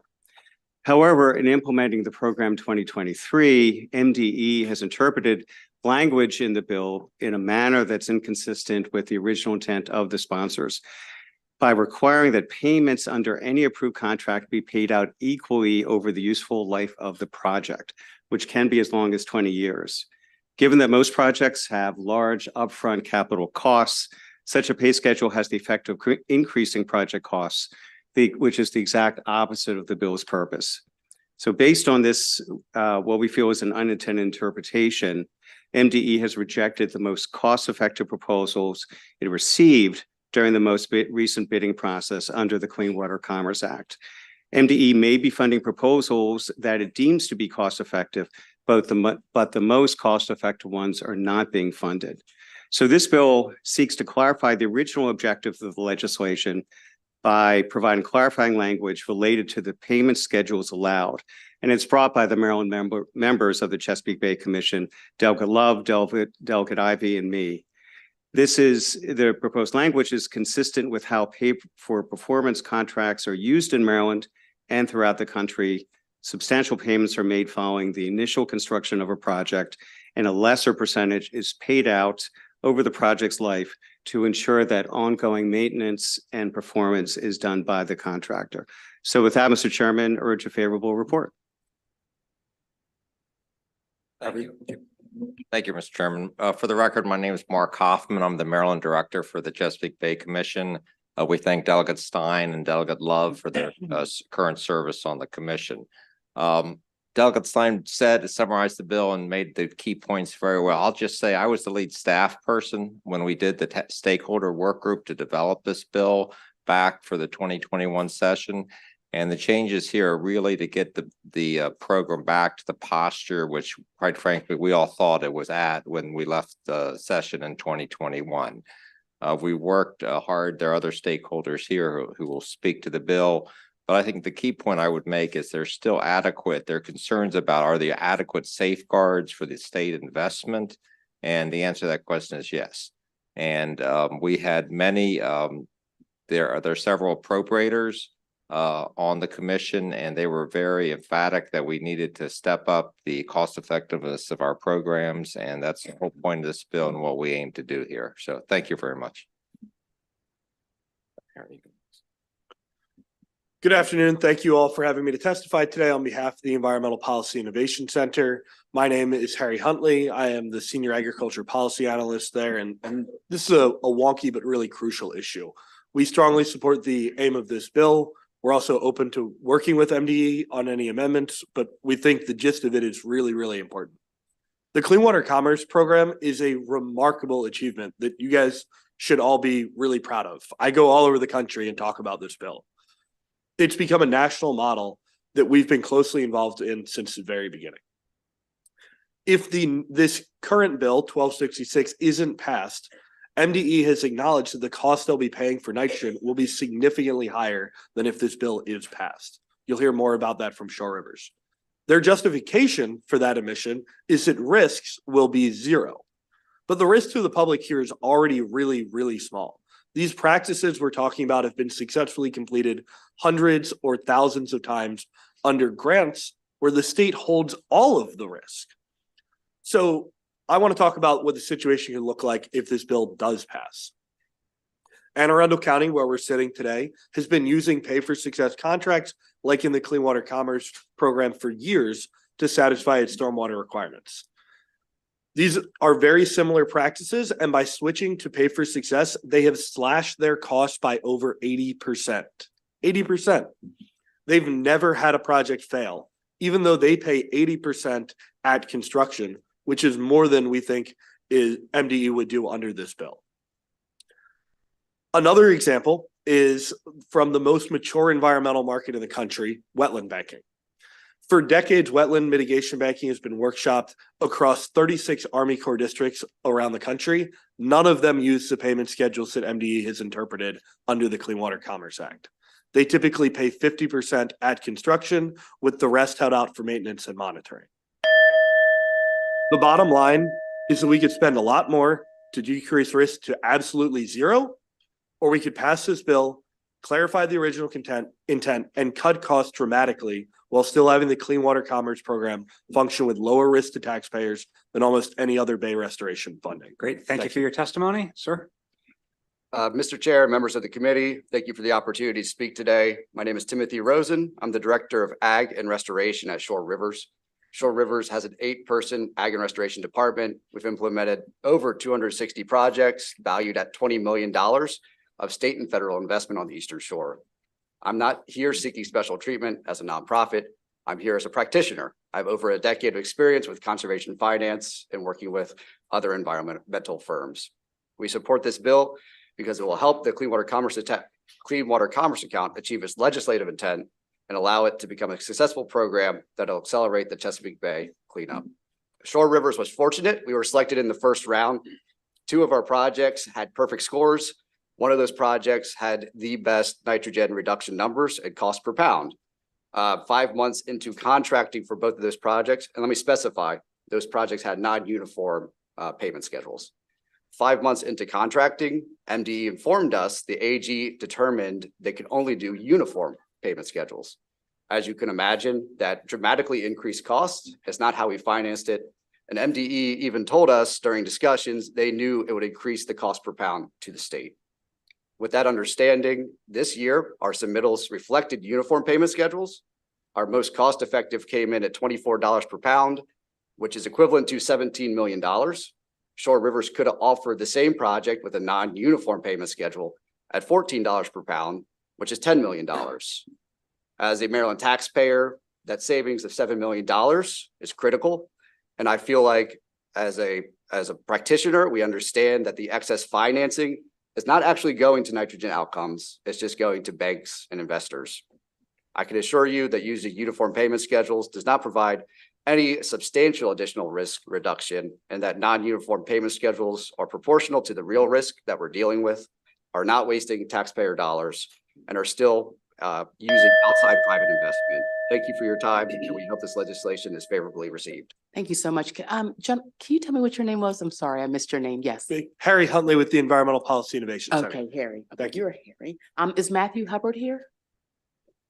You want to come up and then we'll open it up to questions. Thank you so much.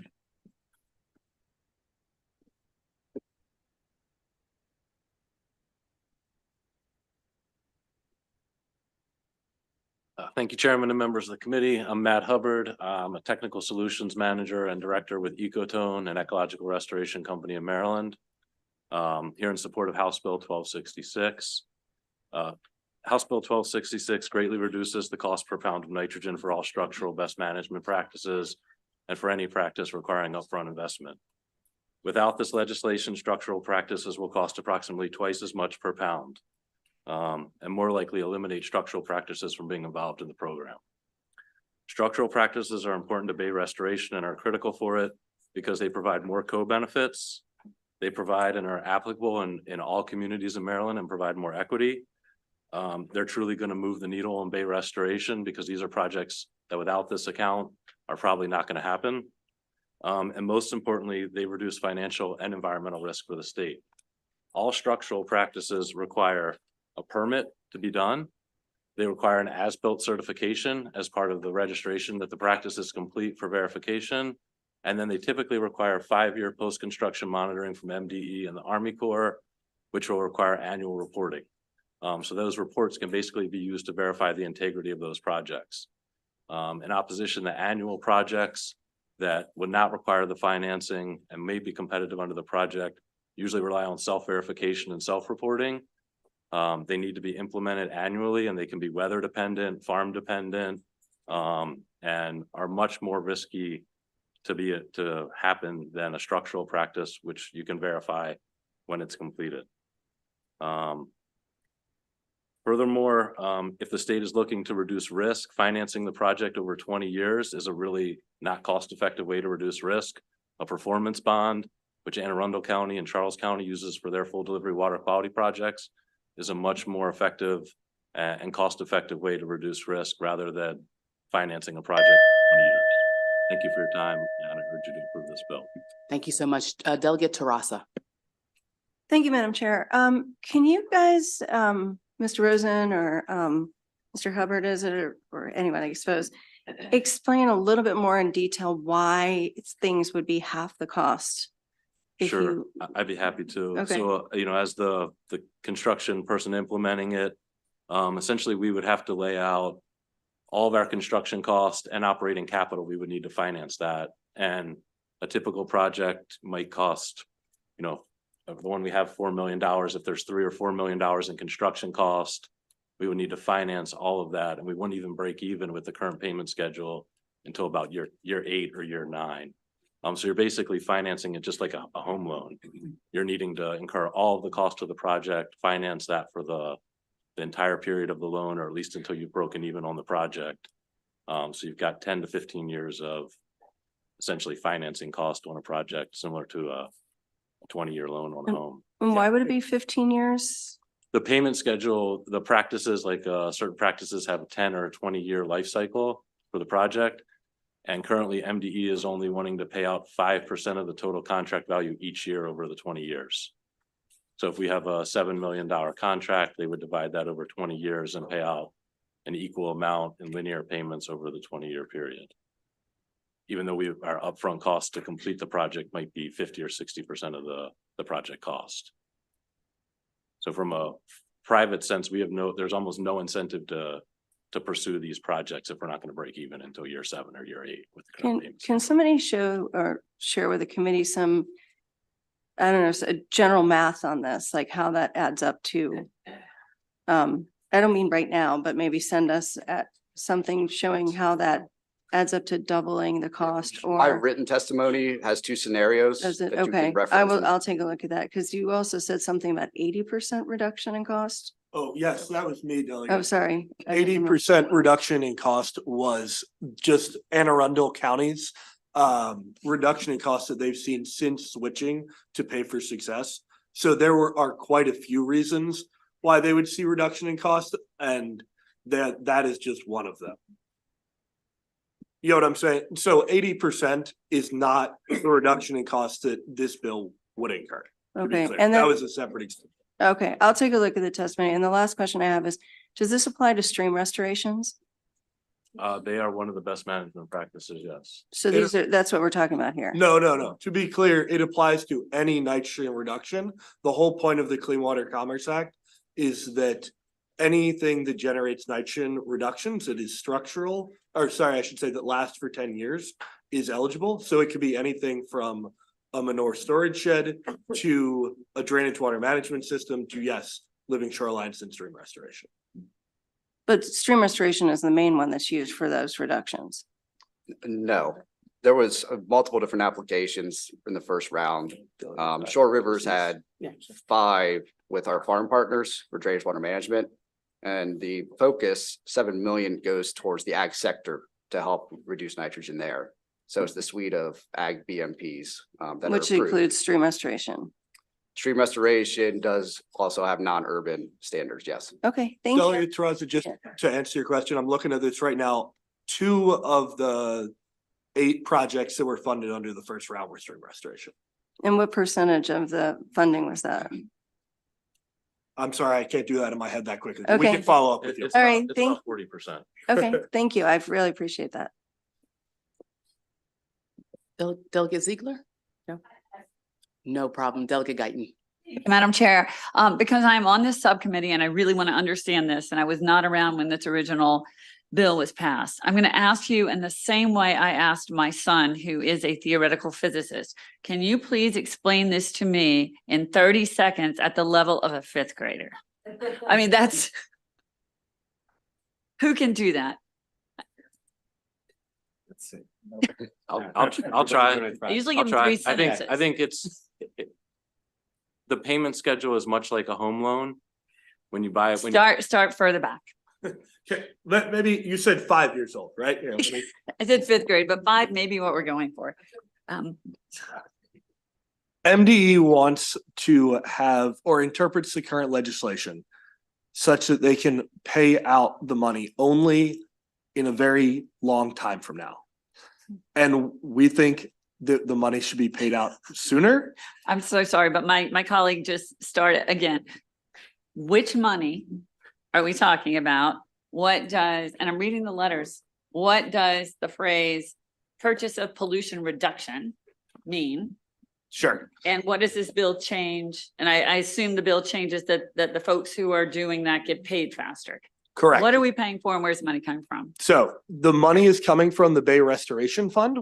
And the idea of this original program is to pay for nitrogen reductions, right? Nitrogen is what causes dead zones in the Chesapeake Bay. We have to meet our nitrogen reduction goals under the total maximum daily load. Senator Kagan reminded me the other day not to use acronyms. So what this would do is for projects that are selected through this competitive bidding process and are chosen to provide nitrogen reductions, this bill would allow for those projects to get the money that that MDE from the Bay Restoration Fund is going to give them to get that money, more of it, when the construction is completed, rather than having to wait as much as 20 years to get all of it. Thank you very much. That was Was great that good? testimony. That's, yes. Thank you. Delegate Jacobs. Thank you. It sounds like a good business plan to me. Thank you, Delegate. We agree. But it's wonder you could hire anybody with those terms. And I understand the whole financing portion of it, but that being said, you know, you're talking about like putting 50% up front. Did I hear somebody say that? I think there could be a little bit of confusion when we use the phrase upfront. To be clear, no money would go out until construction is completed. So when we say upfront, it's upfront relative to MDE's current interpretation of payment schedules. So you're not paying any money until the project's complete? Yes. Interesting. You have to have as-built certification. for Yeah. any Structural. No, project. but that was gonna be my next question was who was gonna verify that certain aspects have been done? You know, the sort of the guardrails, I think that Mr. Hoffman was talking about, but you're not paying anything till it's done, so you really get a good look at it. Thank you. Sure. Thank you.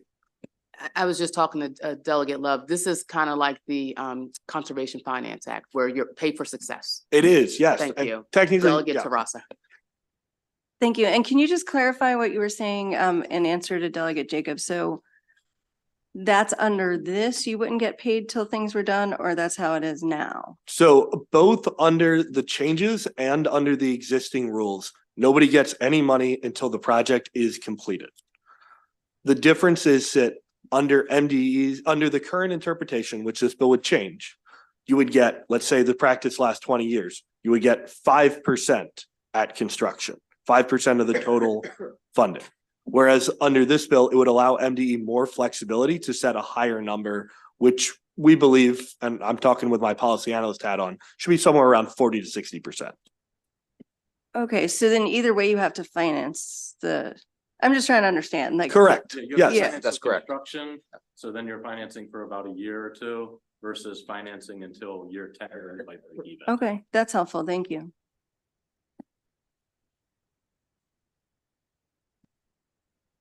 Are there any other questions?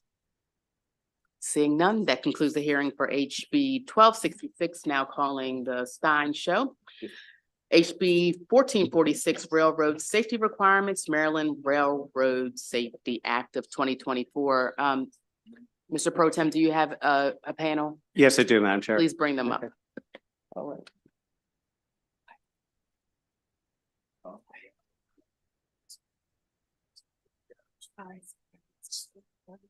That's all right. Yeah. Thank you. You want to come here? Madam Chair and committee members, as you said, this is House Bill 1446. It has 4 provisions related to the safe operation of railroads in Maryland. The first provision is the 2-person crew requirement, which I'm sure sounds very familiar, and it's because the language in this bill is very similar to the bill the House has passed on 5 different occasions: 2017, 2018, 2019, 2021, and 2023. It simply requires a minimum of 2 persons on freight trains operating in the state. And I do want to emphasize, as did last year, that the 2-person crew provision is lawful. Last year, the Maryland Attorney General's office confirmed, and this is their language, that it's quite possible that a court would find that this bill is authorized as a safety measure under federal law and would not be preempted. Now, the committee has a thick folder on this provision from last year and previous years and has passed it to the floor several times. So I won't subject the committee to a rehashing of the merits of this provision. I do want to say that I do have an amendment that says that if the Federal Railroad Administration issues a rule on minimum crew size, then this provision is abrogated. Now, the second provision specifies requirements about transporting hazardous materials, or when transporting hazardous materials via freight trains requires the Commissioner of Labor to develop a database of hazardous materials being shipped by rail and to provide the information to the state and federal emergency management agencies. This would be available to first responders so they could properly prepare when being dispatched to an accident site. You may remember after the tragic derailment in East Palestine, Ohio, which was about a year ago, first responders arrived on the scene being exposed to highly dangerous chemical inhalation without advance notice. The third provision specifies requirements regarding wayside defect detector systems. These systems would be required at certain intervals and are capable of notifying the train crew when any event is detected requiring an alert. And again, going back to the derailment in East Palestine, that could have been avoided had wayside detectors in proper working order been in place. The fourth provision would allow authorized railroad designated union representatives on railroad property for the purpose of inspecting safety violations of federal or state laws and safety hazards. It would prohibit the railroads from claiming the representatives are trespassing. The state's Railroad Inspection Division has one rail inspector for over 2,000 miles of track throughout the state. So this would allow these designated representatives to supplement the process of state personnel responsible for rail safety inspections. Now, already touched on the fact that the two-person crew provision is not preempted. Regarding these three provisions that I just discussed, regarding any potential conflict with federal law, in a letter provided last month, which I'd be happy to provide to the committee, the Office of the Attorney General said that federal case law does not preempt the state from requiring the wayside detector systems or the access to rail operations and property.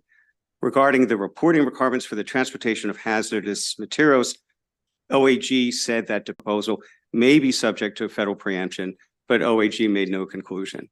So in closing, historically, railroad operating rules, state regulations, and federal regulations on rail safety have been written following tragic accidents that have injuries, death, and destruction, that leave injuries, death, and destruction in their wake. This bill is proactive legislation intended to prevent such tragedies from happening, not waiting to see if one will happen and then act. So with that, Madam Chair, I urge a favorable report. Thank you. Good afternoon, Vice Chair Boyce and members of the committee. My name is David Pendleton. I'm a 20-year railroad employee currently working as a conductor. I serve as the assistant conductor of the Maryland State Legislative Board of the Transportation Division of SMART. Other members work as employees for CSX Transportation, Norfolk Southern, Canton Railroad, Alstom, and Amtrak. The first listed goal in the Maryland State Rail Plan is for the state transportation system to be safe, secure, and resilient by enhancing the safety and security of Maryland's multimodal transportation system and to provide a transportation system that is resilient to natural and man-made disasters. With that goal in mind, I am here urging a favorable report on HB 1446. I'd like to take my time here and highlight a railroad accident that occurred in Weyerwagon, Wisconsin. A freight train carrying hazardous material derailed just outside of this Wisconsin town. 30 cars derailed containing liquid petroleum and sodium hydroxide, which caught fire. The conductor on the derailed train served as the first responder and incident commander before the fire department and emergency services arrived on scene. He prevented a greater tragedy by acting quickly, separating the non-derailed cars from the fire-engulfed derailed cars. On arrival, the fire department's chief concern was that the train would explode. They quickly determined that the town's 2,200 residents had to be evacuated. The residents were notified they had to immediately evacuate, leaving their homes and belongings behind. This wasn't an orderly evacuation. Imagine being in your home with your family and hearing a firefighter in front of your house with a bullhorn saying, "Evacuate now." The residents didn't know where to go, didn't know when they return, nor could they ask questions about what was going on. If this happened in Baltimore, Gaithersburg, Hyattsville, Bowie, Cumberland, or any other densely populated community that freight trains operate through in Maryland, it would be even more catastrophic. Following this terrible accident, Wisconsin passed their two-person requirement into law. We sincerely urge a favorable report on HB 1446 because the state rail plan's #1 goal and ours are one and the same, the safe operation of railroads in Maryland. Thank you. Good afternoon, Madam Chair and the members of the committee. My name is Brittany Garris. I'm an employee as a railroad conductor currently working out of Washington Terminal. I'm here in strong support of HB 1446. the Maryland Railway Safety Act of 2024. I want to remind the committee of a very tragic accident that occurred in a small town of Black Magentic, Canada. A Maine and Atlantic Railway crew member working alone had his 73-car crude oil train roll away and crash in the middle of the town, causing horrific death and devastation. When the crude oil cars derailed, they exploded, catching fire, and flooded the downtown with a flaming oil fire 3 times the height of the downtown buildings. 47 people lost their lives, more than 30 buildings were destroyed. 36 of the remaining 39 buildings in the town had to be demolished due to petroleum contamination. There are many tasks that must be performed by crew members on the freight trains that one person cannot accomplish alone. And this fact played a major role in this tragedy. Following this tragic accident, Canada banned single-person operations on these freight trains. The Obama administration instituted a rail-making progress to regulate crew size in the freight rail industry. The Trump administration canceled that rule-making process. The Biden administration had to reinstate it, and however, the process has been in the making for over 12 years with no final rule. I would urge the committee to give HB 1446 a favorable report. Thank you for your time.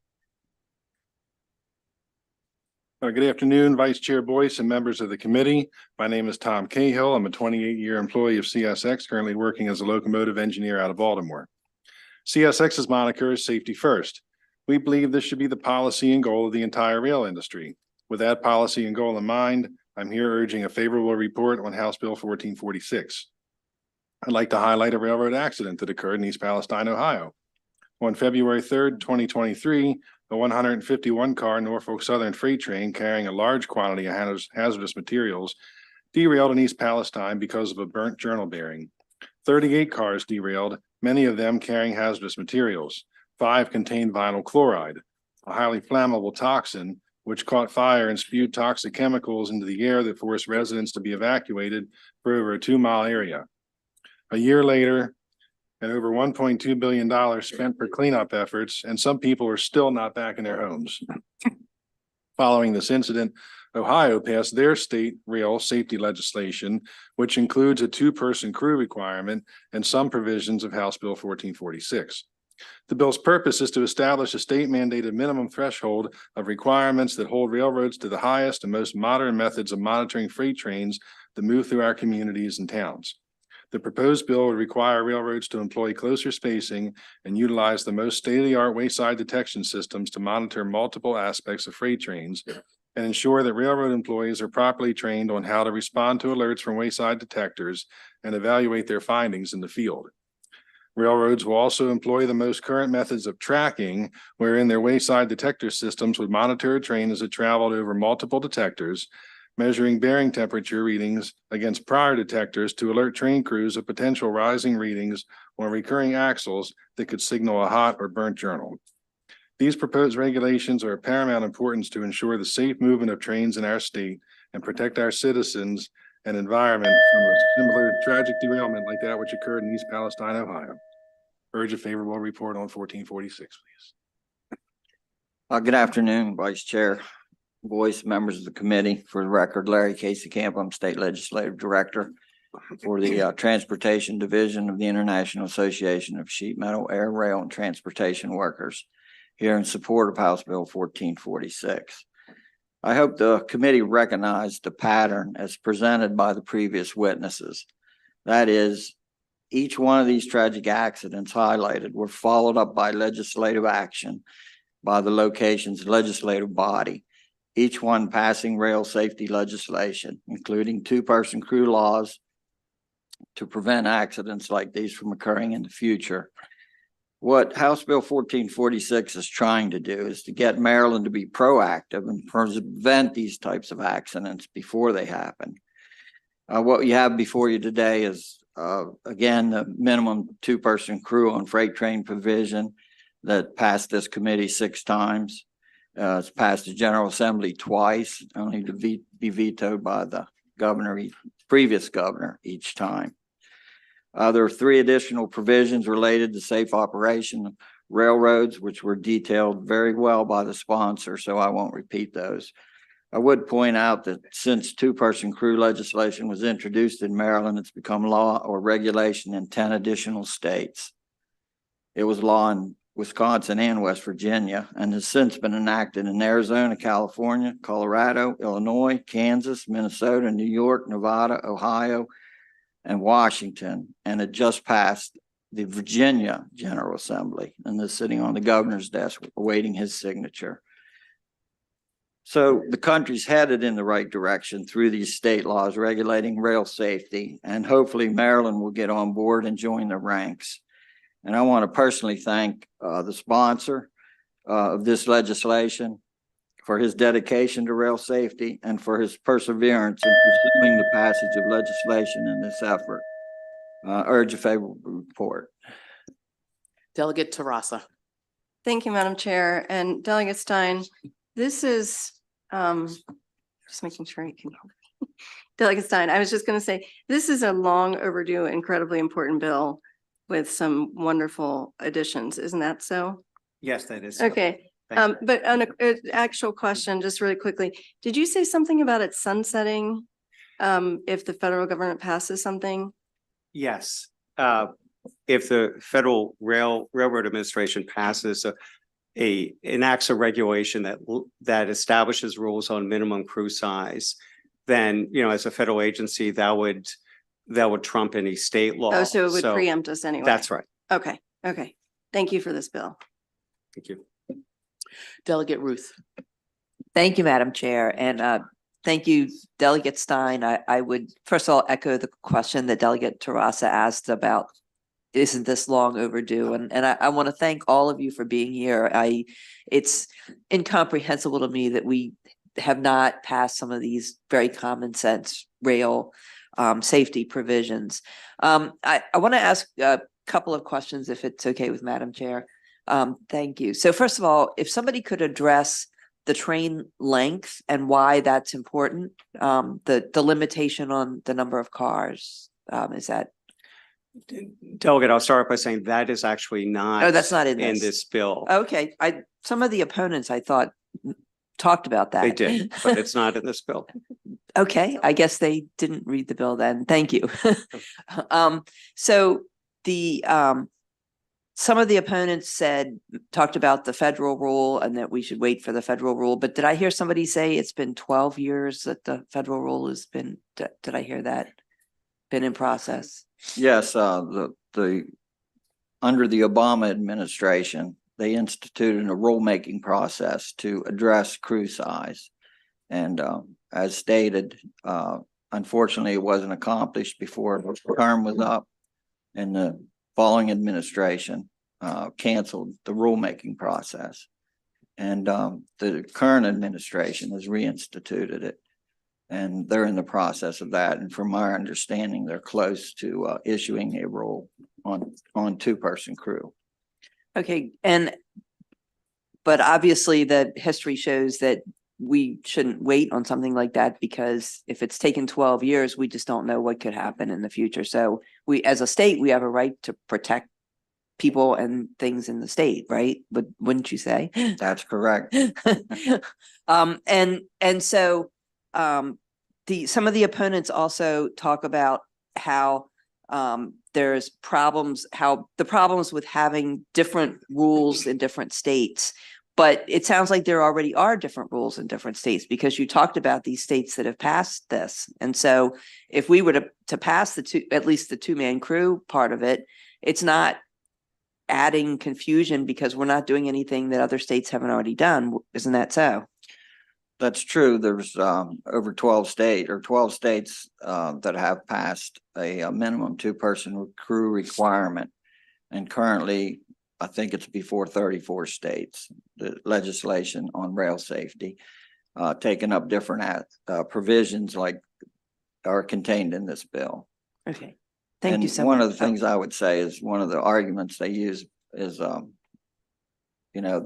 the Port of Baltimore being in competition with other states, mostly New York and Virginia. New York has already passed it, as stated. Virginia just passed it, and it's awaiting the governor's signature. Thank you so much. Delegate Lehman. Thank you, Madam Chair. Delegate Stein, thank you so much for your persistence and, your diligence. I agree with my colleagues. This is just so important and so common sense. So I have two questions. One is about your mention of the AG letter, because that has happened since our last session. Can you go back over very briefly the significance of what the Attorney General said on this issue? Sure. And Delegate, I'll provide this to the committee. The letter basically said there was no preemption issue. There was definitely no preemption issue with 2 of the 3 additional provisions. For the third one, they said they weren't sure. But with respect to the wayside detector systems and access to rail operations property, they said that federal case law does not preempt the state from regulation. With respect for the requirements for the transportation, reporting of transportation hazardous materials, they said might be subject to federal preemption, but they made no conclusion. And would that be pending if this federal rule ever gets finalized, or when would we know that? Well, I don't know if there's any federal rule on that particular issue that's pending. Okay. So maybe it would be addressed someday by either regulation or legislation, or conceivably, I guess, again, since that is an issue that they weren't as categorical about. I mean, potentially there might be litigation, but again, they said they made no conclusion on that. Okay, that's helpful. Then my other question is going back to the issue of any level of preemption by the Fed. So as more states adopt the 2-man crew law, does that make it less likely that the feds would step in, just because that number, we're up to 12 or whatever it is, that would be seen as problematic or unpopular, or any signals out of the federal, from federal regulators? Or Delegate, I would just say that looking at the dysfunction in Congress, to rely on them to pass any legislation that's beneficial in the railroad industry would be highly unlikely. This, like I said, the 2-person crew has been before Congress and the administration. The bill was introduced, I think, in 2012 for 2-person crew in Congress, and it's never passed. Following the East Palestine accident, the 2 senators from Ohio, one Republican, one Democrat, introduced the Federal Railroad Safety Act, and that's still not been acted on. So to rely on them, I don't think it's a good policy. I hear you. Thank you. Thank you, Madam Chair. Delegate Foley. Thank you, Madam Chair. So my question is, looking at your written testimony from SMART, it says that today the reality is over 99% of America's freight trains operate with 2 federally certified and licensed crew members. So there are 2 crew members in 99%. Isn't that correct? That's correct. Okay. And then you also testified that they passed the law in New York, and it's been in effect in New York State, and that they just recently passed the 2-person crew law in Virginia, correct? Correct. Okay, so if a train is traveling through Maryland, does that mean that the 2-person crew coming through New York has to get off the train and then get back on the train in Virginia, or does the crew stay on the train the whole way? No, nothing would force the crew members to come off the train. So in effect, a lot of trains that are traveling through Maryland already have 2-person crews. Isn't that correct? That's correct. Okay, so it would not be a big burden to put this law into effect, considering that most trains, or we could surmise that most trains traveling through Maryland would have 2-person crews already.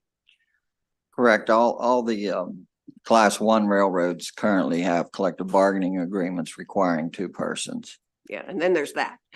Right. Thank you, sir. Yes. Thank you, Delegate Healy. Thank you very much, Madam Chair. And thank you, my friends, for bringing this back. Really means a lot. You may or may not know that in the interim this year, we had a derailment in Hyattsville. it's a very densely populated area. We were very fortunate that there were not actually hazardous chemicals of any kind on that, but for a while nobody knew. And there was a large spill of some small plastic pellets that we had to have, which apparently are not being covered by anybody. And I think the Maryland Department of the Environment finally had to step in to make sure that they didn't go into the rivers right alongside the water, the railroad tracks.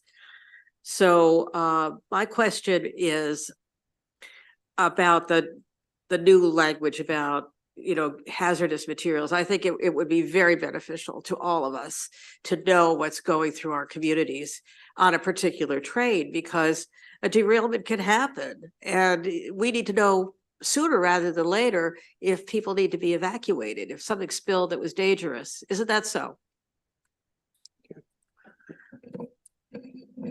Yes, ma'am, Delegate Haley. Thank you so much. I hope that it finally gets all the way through this time. Me too. Delegate Love. Thank you, Madam Chair. And thank you, Delegate Stein, for bringing this bill again. My question is about the fiscal note. The fiscal note talks about a $3 to $6 million expense as a result of the agreement that CSX and MTA entered into. Can you talk a little bit about that? Well, I believe it was a parting gift, in my opinion, from the previous administration to CSX. I don't think that would be repeated when the contract comes up again in a year and a half by the current administration. So we're not concerned about that. But I mean, you have to look at it face value. And what CSX is saying is, if you pass a law requiring trains to operate safety in this state, we're going to charge you $6 million to operate on our tracks because of that. And Delegate, if I could follow up as well. I mean, Midway, I haven't seen this agreement for a little while, but as has been discussed, the current collective bargaining agreement already requires two-person crews. So it's hard to see what the marginal cost of this would be to CSX. This is an item that's subject, it's already been collectively bargained. Whenever the current contract ends, would be collectively bargained as well. And as you can tell, the union feels very strongly about it. So it's hard to see how you would have a scenario in the future in which two-person crew would not be in place. So that fiscal note is actually not real. I can't say 100% for sure, but I don't understand the basis for it. Thank you. Delegate Siliberti. Thank you, Madam Chair. If I did hear you correctly, did you say that this bill it's already in effect?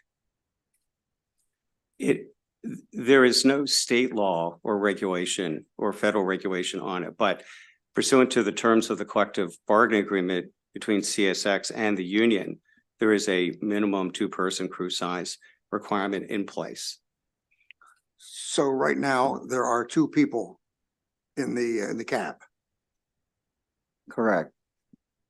Well, at the risk of being arrogant, why do we need the bill? Sure.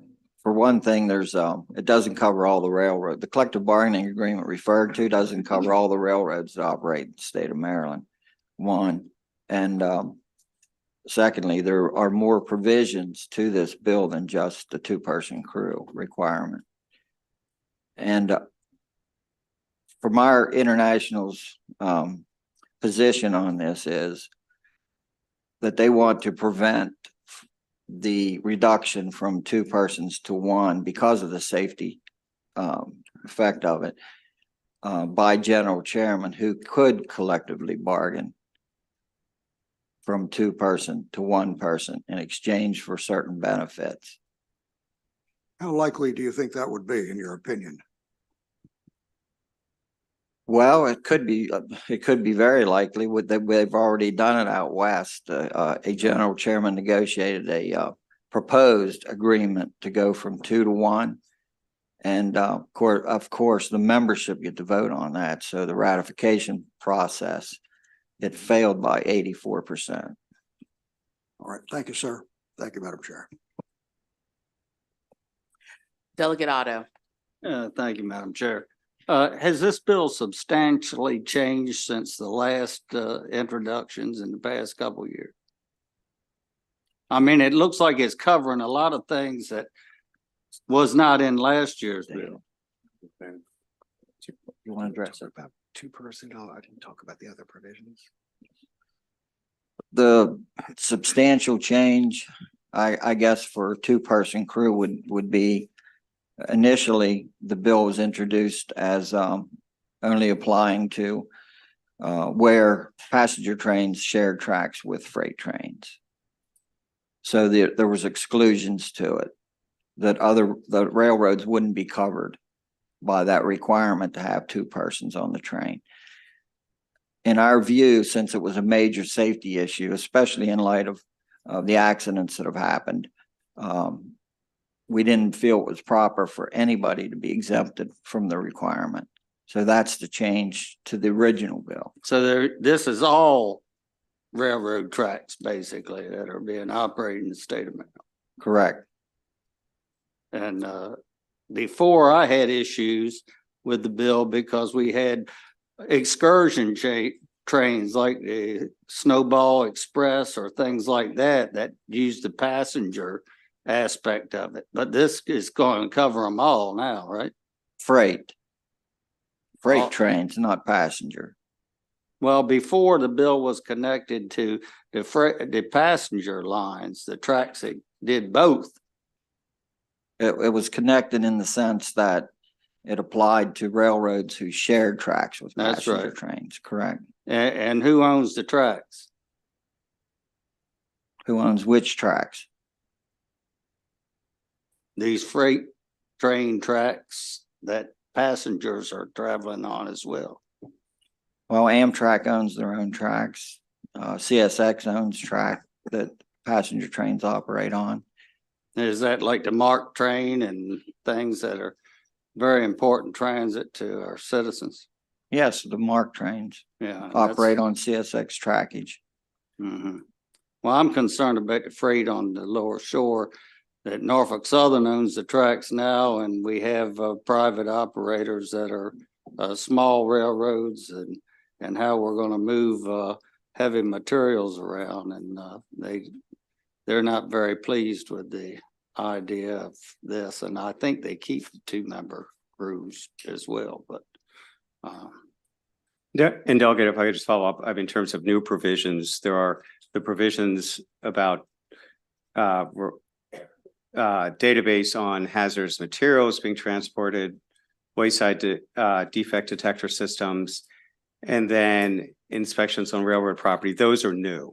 So this is substantially different than what's been passed in these previous years. Overall, yes, but the 2-person That's well crew is enough very said. similar.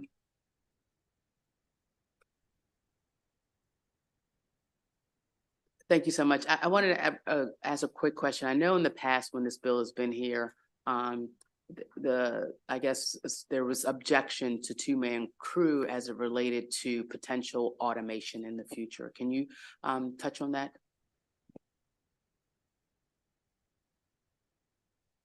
Are you talking about the positive train control that they mentioned in the past? I guess that's the name for it. I don't know. It's not really automation. It's a system that that can stop a train. For example, if a signal indication is less than clear, the positive train control has the ability to stop that train if the engineer operator is not taking the proper action. But I'm sorry, Mr. Pro Tem, go ahead. No, and we did have another comment on the importance of having 2 people, and Mr. Pendleton, I think. Thank you, Delegate. One of the most important things that our function is as conductors, you need that second person there for when there are mechanical failures with the train in addition to derailments. Like in Wega, the conductor was there to do the split that would have created a bigger explosion. When you have mechanical issues, our men need to be able to step down to it to get that train moving. So those are just some of the many reasons why we need to be on that train as conductors. Yeah, no, I hear you. That's not the question. The question was, I know in the past, the argument has been being somewhat against two-man crew because the door is gonna, been talking about in the committee, automation opening, and whether I agree or not agree whether or not there still should be multiple individuals on the train, I think that has been some of the questioning or the objection to two-man crew because they wanted to make room for automation. Yeah, I would just say that the duties, you have the operator of the train, of course, and then the duties of the second person on the train cannot be accomplished by automation. You have to actually depart from the train to do the majority of your duties as a conductor. It's just not possible. The automation, you can't cut a road crossing that's blocking emergency vehicles.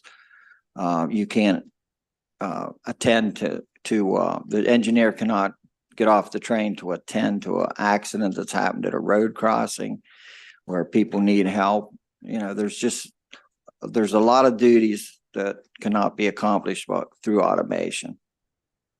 I appreciate that response. Any other questions for this panel? Seeing none, we will turn to the unfavorable panel. That is Tommy Thomas from Norfolk Southern, Aaron Tamarchio, Trayport Atlantic, Lydia McPherson, Norfolk Southern, and Brian Hammock, CSX Transportation. Madam Chair, Brian Hammock on behalf of CSX Transportation, successor to the Baltimore and Ohio Railroad that was created in this legislative body almost 200 years ago. Just to be clear, this bill, the topics that are covered are already covered at the federal level and are also being implemented by the railroads, and I'm happy to talk about that more. What this bill does is create a regulatory environment not seen in Maryland in over 100 years. Back then, upwards of 90 railroads operated in the state, many over short distances, servicing just a single industry. Then states had a much more significant role in regulating railroads.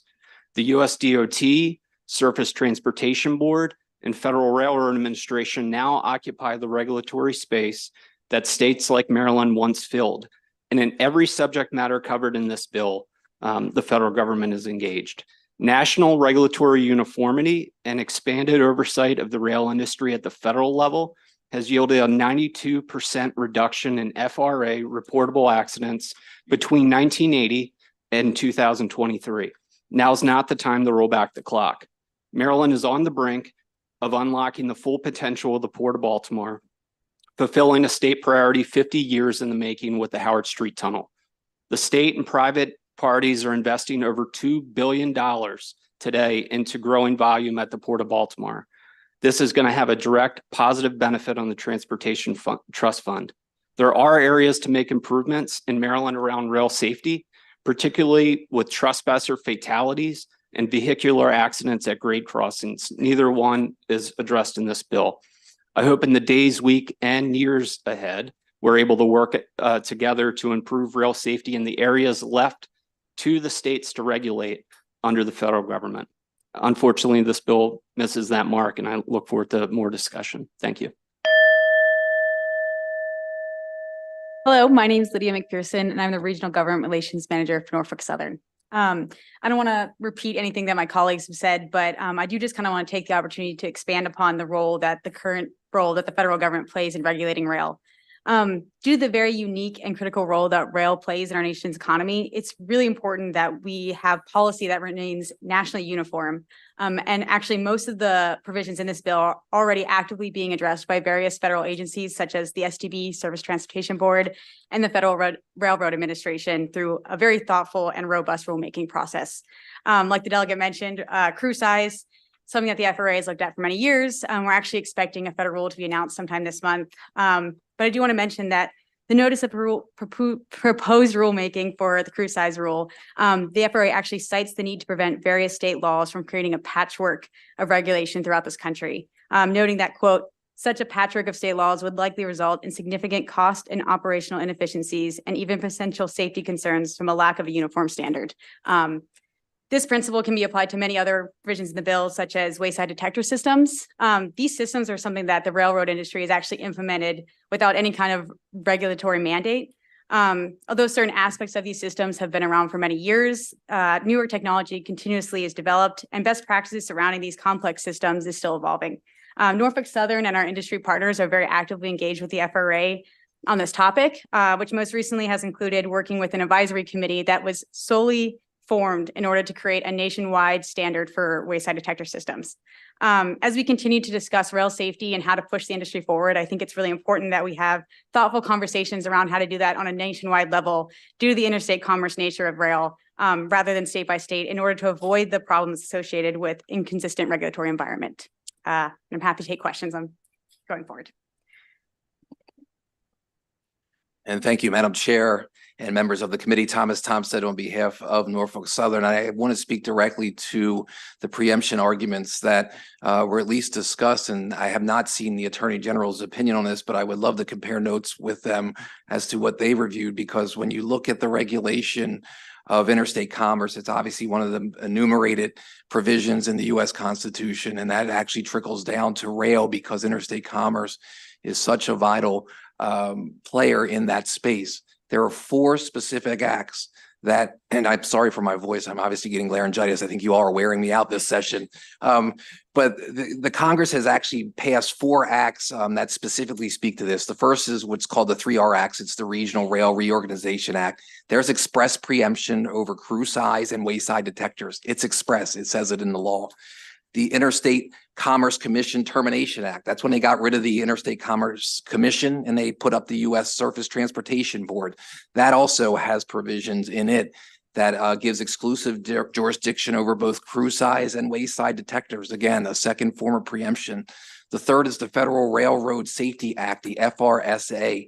That too is very specific in its edicts that laws, regulations, and orders related to the railroad safety must be nationally uniform to the extent possible.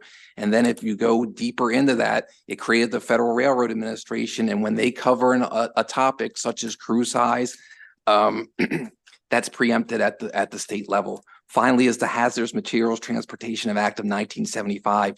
It preempts the hazardous materials database that is found in this. Again, all that it goes to show you that the vital critical nature of rail and the services it provides to the United States and our economy is vitally important to be uniform. And by having that uniform nature, they look to preemption to preserve that uniformity, the same way you look to preemption to preserve uniformity at the state level. I asked you to take a second look at the preemption, and I asked for an unfavorable report. Thank you. Good afternoon. I'm Aaron Chmarkio, Executive Vice President of Corporate Affairs for Trade Point Atlantic. We've been redeveloping the former Sparrows Point steel mill for the last 10 years. We own and operate a port, and we also own and operate a short line railroad.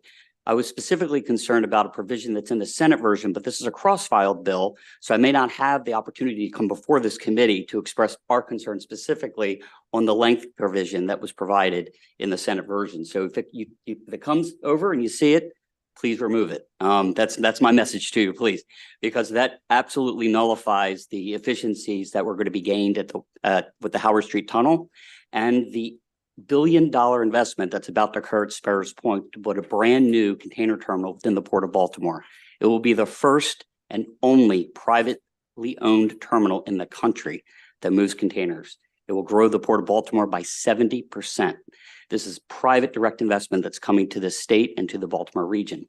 Additionally, as we look at ourselves as a port operator, we do compete up and down the eastern seaboard, not just with the northeastern ports. We compete with the southern ports just as much as we compete with the New England ports and the New York ports. So when you're passing these provisions, please consider the port competition. It is a real competition.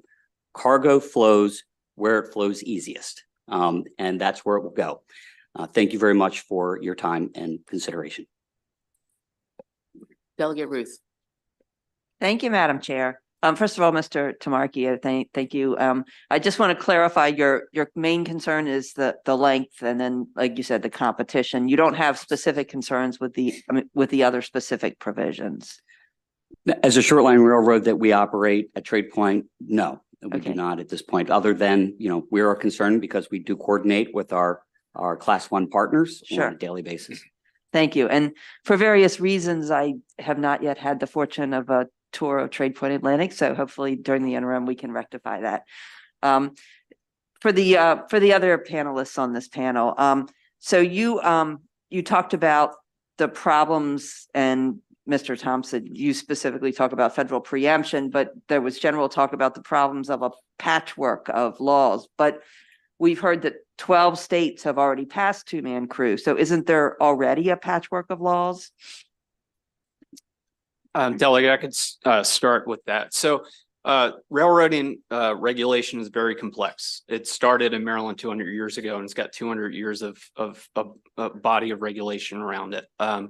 There are two sort of overlays on the country as it relates to crew size. One is a general under the Federal Rail Safety Act that Mr. Thompson touched on would preempt any state from doing a two-person crew.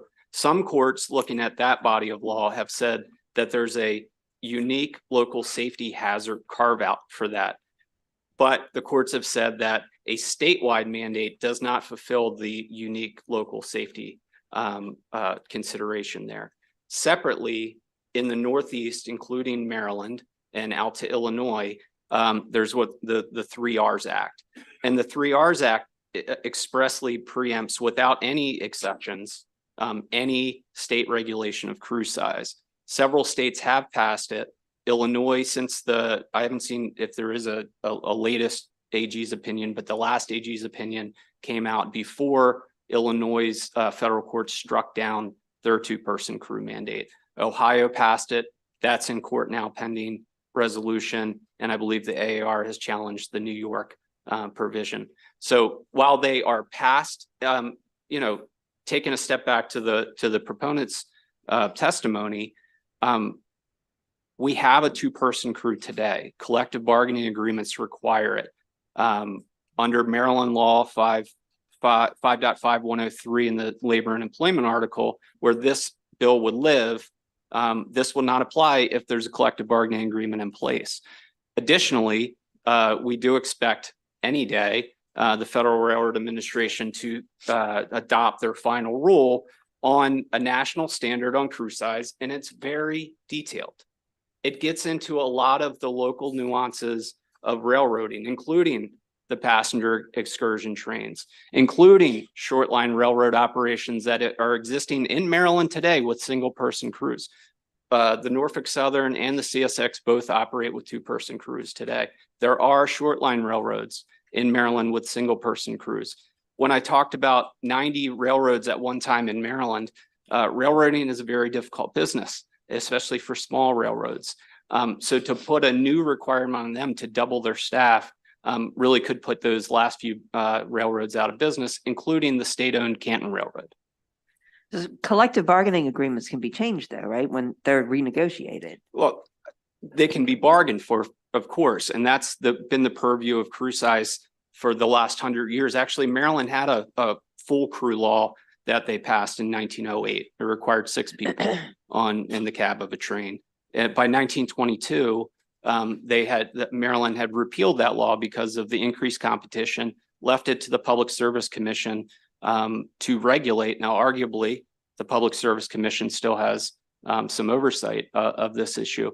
But what both the FRA and in the past, when the state looked at this, they put in detailed study, including field investigations about the type of freight movements that we have by rail. That very few of our operations are the same.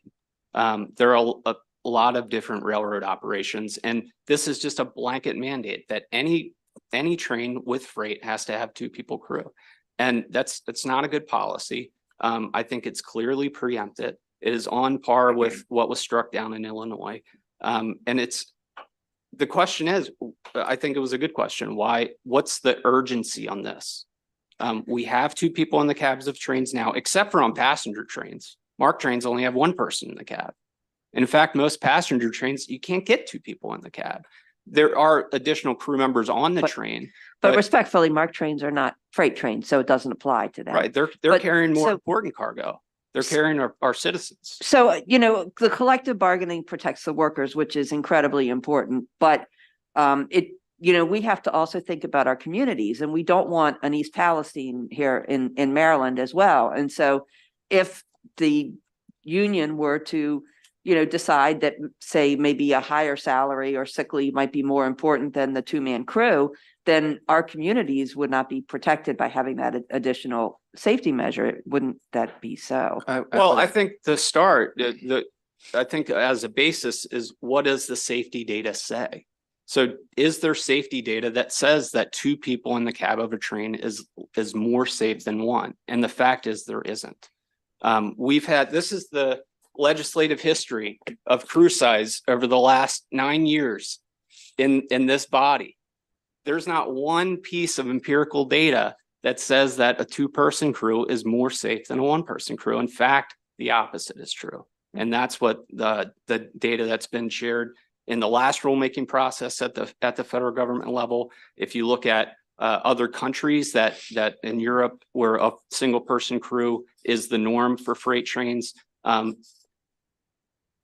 railroading is difficult, and by collectively bargaining with our employees, we're able to implement safety enhancements that over time has allowed for a measured reduction in crew size, taking people out of a heavy industrial environment, which could be dangerous for them. Madam Chair, may I ask one more question? Thank you, Madam Chair. So changing topics to the wayside detectors. You mentioned that railroads have been implementing those on your own. Ms. McPherson, I think you were the one who said that. But I understand that if I remember right, the accident in East Palestine was caused by an overheating. I guess my question is, how do you explain that if these safety measures are already in place, why wasn't that overheating detected? And don't we as state legislators have a right to protect our communities from that type of an accident? Yes, that's a really good question. Obviously the Surface Transportation NTSB is actually still investigating that to look at the core causes. But you're right, there was our system worked the way that we had planned for it to work. That accident has kind of made us go back and look at ways that we can improve our system. And like I said, best practices are still being developed. It's a very complex system. I sat down with our, expert in wayside detectors for 20, 30 minutes, and I still don't fully understand all the different aspects of our wayside detector system. So what I guess my point for when I brought that up, what I would say is that, there isn't any federal regulation. This is something where technology has outpaced regulation. And in order to really fully optimize these systems, there should be a federal standard so that we're not kind of hindering any communication. So one thing since East Palestine is that has come up in conversation is transfer of data for these different systems. So if a CSX train is on our system and we're on their system, we're not necessarily, before East Palestine, we weren't always sharing that data. And after that's been a topic of conversation. So all of this lessons learned is something that should be discussed on a federal level to make sure that the standard is across the country and not just Maryland, because that's the best way for us to move forward with addressing these issues. And could I add on the wayside detectors, just briefly, this bill defines a system of detectors to include many different types of detectors. Some of the detectors outlined in here are things that you want spaced very close together because they give you really good trending data. Others that are extremely expensive and will be cost prohibitive for short lines to implement, like the optical scanning that's considered part of the system here. Ohio, when they passed a bill similar to this, they put $10 million into the budget to offset the cost for short lines, because the large railroads can't afford these investments. In fact, they're good for our operations, and we have extensively. But the short line railroads in Maryland, this would be cost prohibitive. Thank you. Delegate Foley. Thank you, Madam Chair. I want to return to the conversation that was started by Delegate Ruth. So you stated, sir, that the Attorney General's opinion here in Maryland came before the Illinois ruling that you cited. My information is that it came after. So therefore, are you saying that our Attorney General doesn't know what they're talking about? No, I'm sorry. I'll clarify what I said. Okay. What I said was the last opinion that I saw was before. I wasn't aware that if there was Okay, a well, new there one is a this new, year. there is, my understanding is there's a new opinion Okay. that says the preemption is not a problem, And Delegate Foley, which is what Delegate Stein testified to. And Delegate Foley, if I could just speak to that. If we simply took one person's opinion in court, we'd only have one side of the issue every single time. That there is extensive case law as well as statutory law at the federal level that I have not seen that opinion, but I can tell you that it has not been explored because the preemption is so straightforward that the courts, when they rule on these things, basically say, how can this not be preempted almost? I mean, that's basically the holding of the case. So again, and with all due respect to the Attorney General's office, there is a second side to every court proceeding. And that's why there is a neutral and detached arbiter to make the determination as to what the law is and how those facts apply to it. Okay. I would love to sit down with the Attorney General in this issue and go over the 4 laws cited in our testimony and see if they would come to the same conclusion that they reached. And I would love to see the question that was posed to them, because again, the question posed matters and how it's posed. And so I think, you know, on a tertiary surface level, maybe you can get to that opinion. I find it hard to believe after looking at one, let alone 4, that they would reach that opinion. Okay, well, you know, I'm not a lawyer. I don't know what was argued in court. I don't know the cases that you studied, but I am a legislator here in Maryland. And when I have legal questions, I go to our Attorney General, and I trust our Attorney General to give us good advice. Absolutely. You may not, but we're here in Maryland. That's what we do.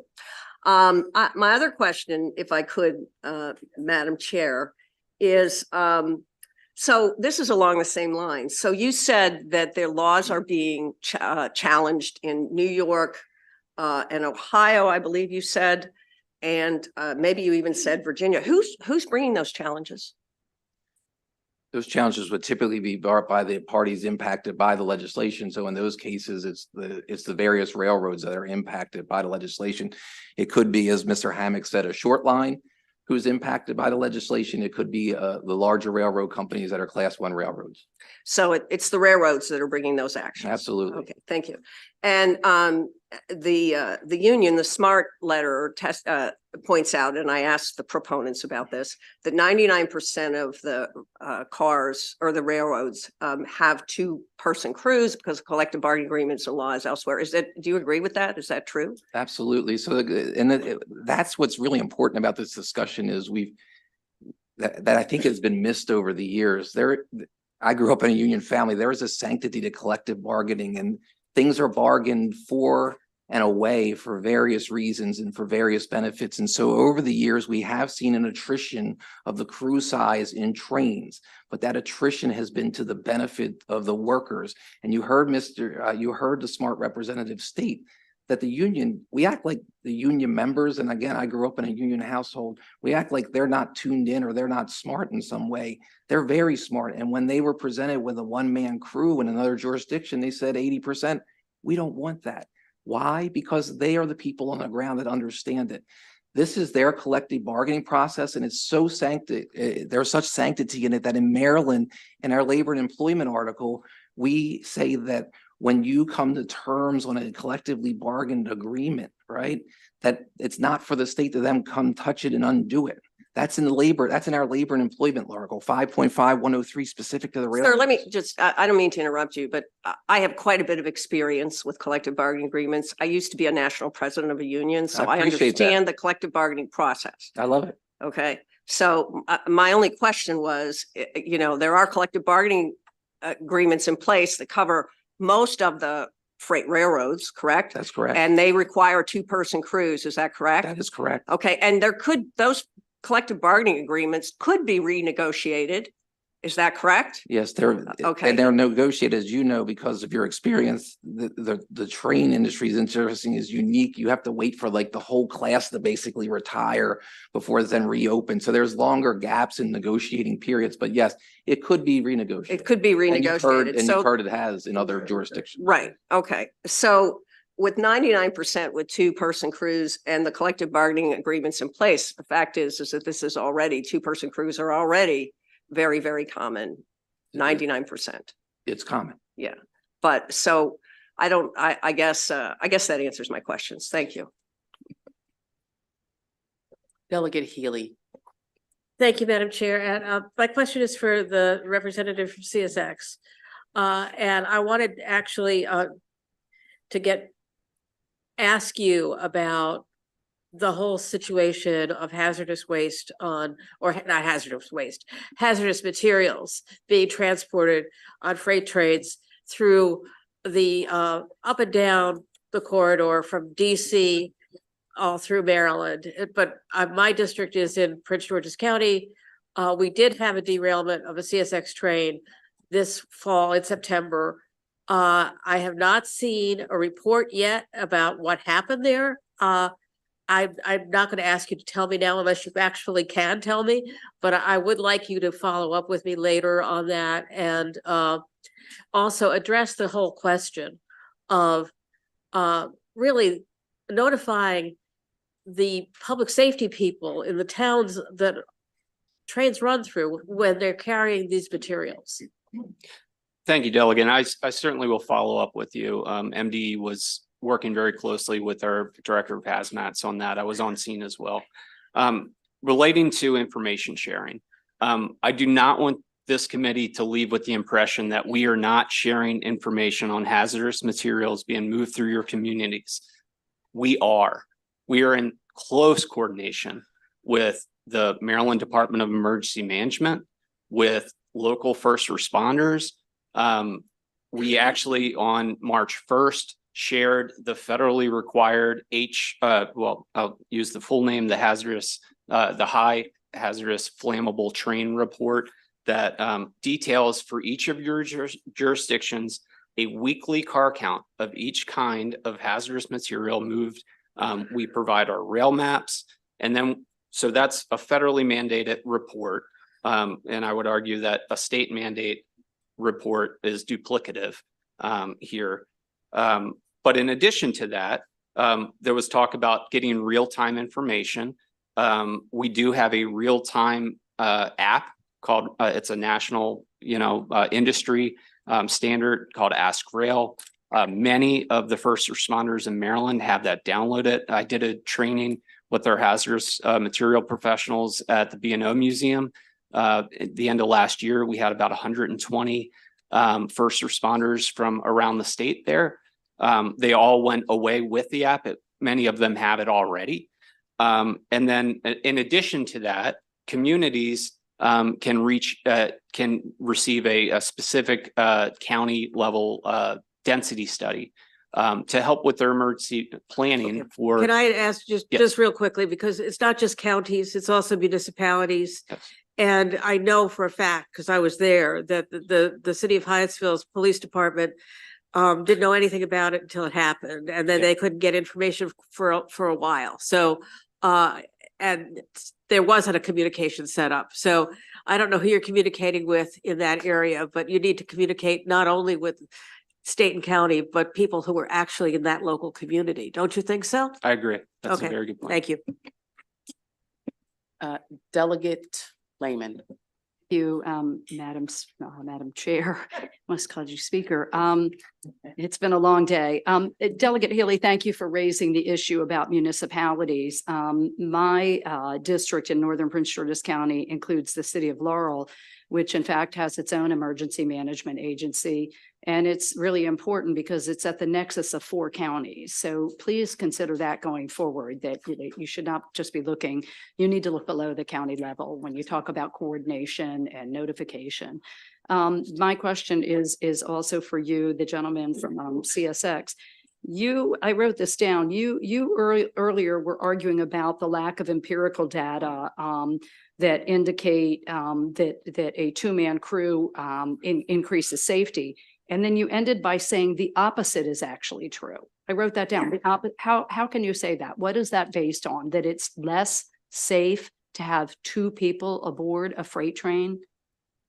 So what my reference is to data that has been put into the legislative record and studies that have looked at railroads that operate with single person crews and their safety record versus similarly situated railroads with two-person crews.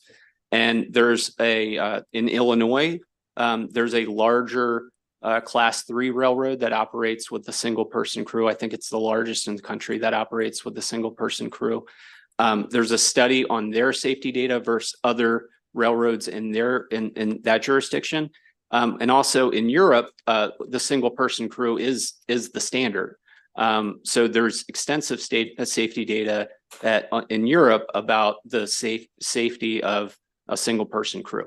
So respectfully, I'm a lot less interested in the safety standards of Europe than I am the United States for obvious reasons. But if you could follow up and get us some information about the studies you're referencing, because what I want to know is, are you talking about just, safety in general, about the accident rates, but what about those like East Palestine, where an entire community is impacted, about what happens actually physically on the ground when there's a derailment and there's a spill and local populations are impacted? There's either injury or, in the case of East Palestine, releases of toxic, chemicals and that kind of thing. That's what I'm specifically interested in when we talk about safety. Okay. Thank you. Thank you, Madam Chair. Delegate Tarasa. Madam Chair, and I just wanted to verify something I thought you said. You said that the last time there was sort of a minimum required by law, there was 6-member crew. So I was referencing, the history on this is that in 1908, the legislature, Maryland, passed a full crew act. It was for 6 people in the cab of a train. That was repealed in 1922, acknowledging that there was no safety data to say that that at that time 5 was less safe than 6. That was after the PSC did an extensive study, but also that there was increased competition. So really my point there was that it's been 100 years since Maryland has taken up this regulatory environment because but the it's last been time, filled by the federal government. but not the minimum crew size. They have. There's a rule, an extensive rule, and I'm happy to share it with you. The federal rule that the FRA is going to adopt any day in the Federal Register. They've in their But you're in talking their about announcement. prospectively. You're not talking about something that's in law now. I thought you were The saying 2 that- crew mandate in law federally, no. But it is covered on collective bargaining agreements. No, I understand today. the collective bargaining. As was discussed before, when you're bargaining, when you put that as one of the things you're bargaining for, you're losing something else. So, you can't put healthcare against safety. It doesn't make any sense to me in terms of bargaining. But I also wanted to understand there was some reference to passenger trains. I think that was you. And you said there's only one person in the cab. But aren't there other people? There's other members of the crew on the train. That's my understanding. But in freight trains, that's not the case. There are 2 people in the cab of freight trains. Only if it's bargained for. It is bargained for. It's Okay, and but it's in place. Okay, but my point is, on a passenger train, there's more than one employee on the train. Not bargained. in the cab of the train. I understand that. But one of the things we discussed last year was the inability of the person in the cab to get out of the train and see what was going on because they couldn't leave the cab unattended.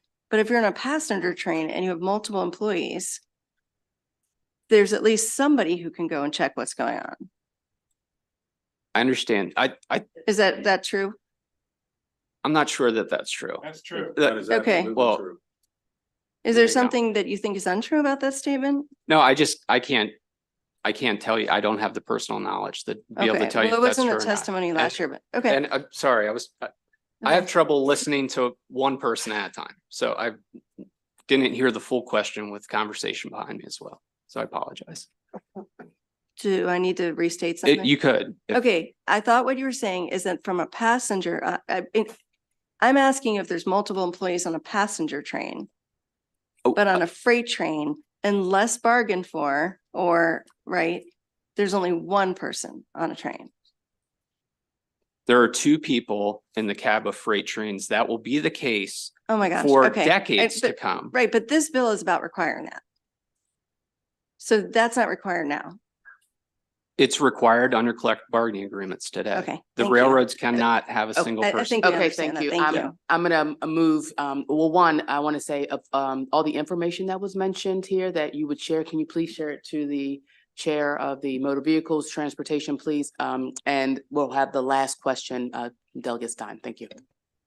Thank you. Thank you, Madam Chair. Two quick questions, if you don't mind. First, if one person crew is safer than a two-person crew, why did you say the Federal Railroad Administration is about to issue a regulation mandating two-person crew size?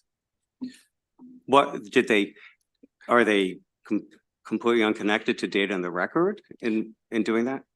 Just to be clear, Delegate, that was not Brian Hammock pontificating. That was me citing to the Public Service Commission finding that there was no safety data that a smaller, at that time, this was, in the past, that there was no safety data to prove that a smaller crew was less safe than a larger crew. And also in the federal rulemaking process, the last round on crew size, the FRA again cited that there was no safety data to show that a smaller crew was less safe than a larger crew. And in the legislative record that we have going back on this, again, there's no empirical data, but the studies that have been shared show that the single person crew railroads that operated in the state, including, in the country, including there are some in Maryland, short lines that are not addressed in this bill. In years past, there has been a carve out for short line railroads. This bill is a blanket requirement, right? Regardless if we are a large railroad. Thank you. My question was, the FRA must be, if they're considering a two-person crew requirement, there must be some consideration they're taking into account that requiring two persons is a safety issue. Just yes or no? The rule that they Yes or no? promulgated. Yes or no? I can't answer Okay, yes my or next no. question is, isn't it true, regardless of collective bargaining, that it is the legislature's responsibility to consider public safety as paramount? I'd agree with that statement. Okay, thank you. The absolute last question goes to Delegate Jacobs, and it is a question without an S. Well, I have to sew all this together if I only get one question. So, isn't it true that I wrote a lot of questions down here, but I'm gonna try and do it. It's interesting about the 6 members in 1908, which was repealed in 1922, and now we're down to 1 and we're talking about 2. But in previous years, the short lines were carved out, and this particular legislation does not carve out the short lines, which have an impact over on the shore where we're hauling agricultural products. And this legislation for this time does not carve that group out. Is that correct? That is correct from my understanding of the bill. Yes. So it will have an impact, definitely in the agricultural business of the state. Can I ask one a little bit more? Yes, so, and this is to follow up on you, Madam Chair, the automation question. So I know we have better automation nowadays, and previous today, we were talking about autonomous vehicles. So is there an element here anywhere in the future where this autonomous vehicle may be part of this scenario? And maybe that's why some of this is coming to the surface. I don't know. I'll leave it at that, Madam Chair. Theoretically, train safety has improved due to technological advances. In the near term, I don't think that's necessarily a factor, at least for Norfolk Southern or CSX in the near term. Longer term, I can't say, I can't, predict the future, but technology has certainly made rail safer. And it's something to consider. Yes. I don't think in our lifetime we would see a fully autonomous train pulling mainline freight. That would, especially when you're talking about single tractor trailers that, we don't, in a bill earlier, going autonomous. I do not envision that that's a future that we will see in our lifetime. Thank you. Thank you.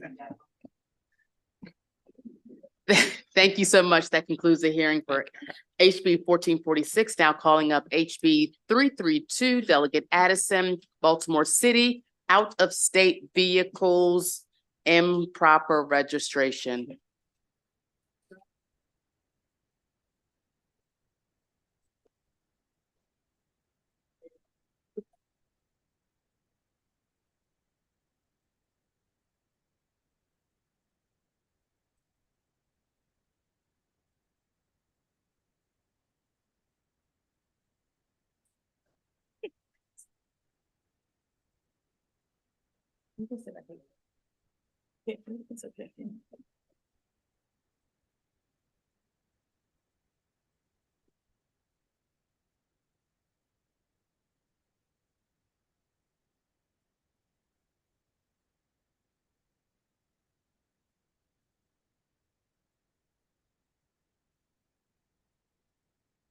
Okay.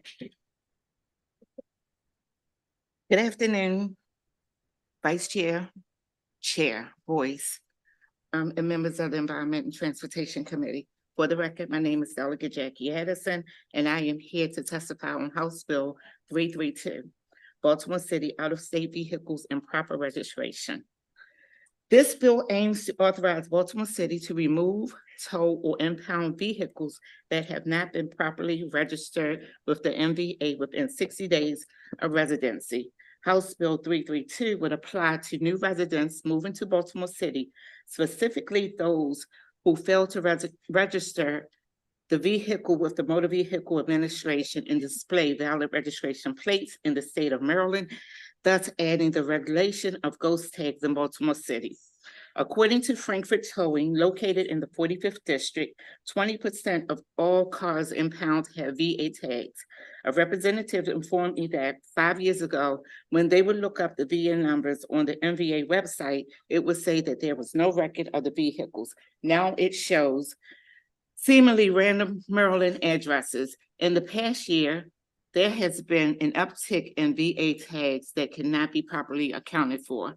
Upon speaking with representatives at Ted's Towing, another company located in my legislative district, it was estimated that 150 of their impound towed vehicles had VA tags.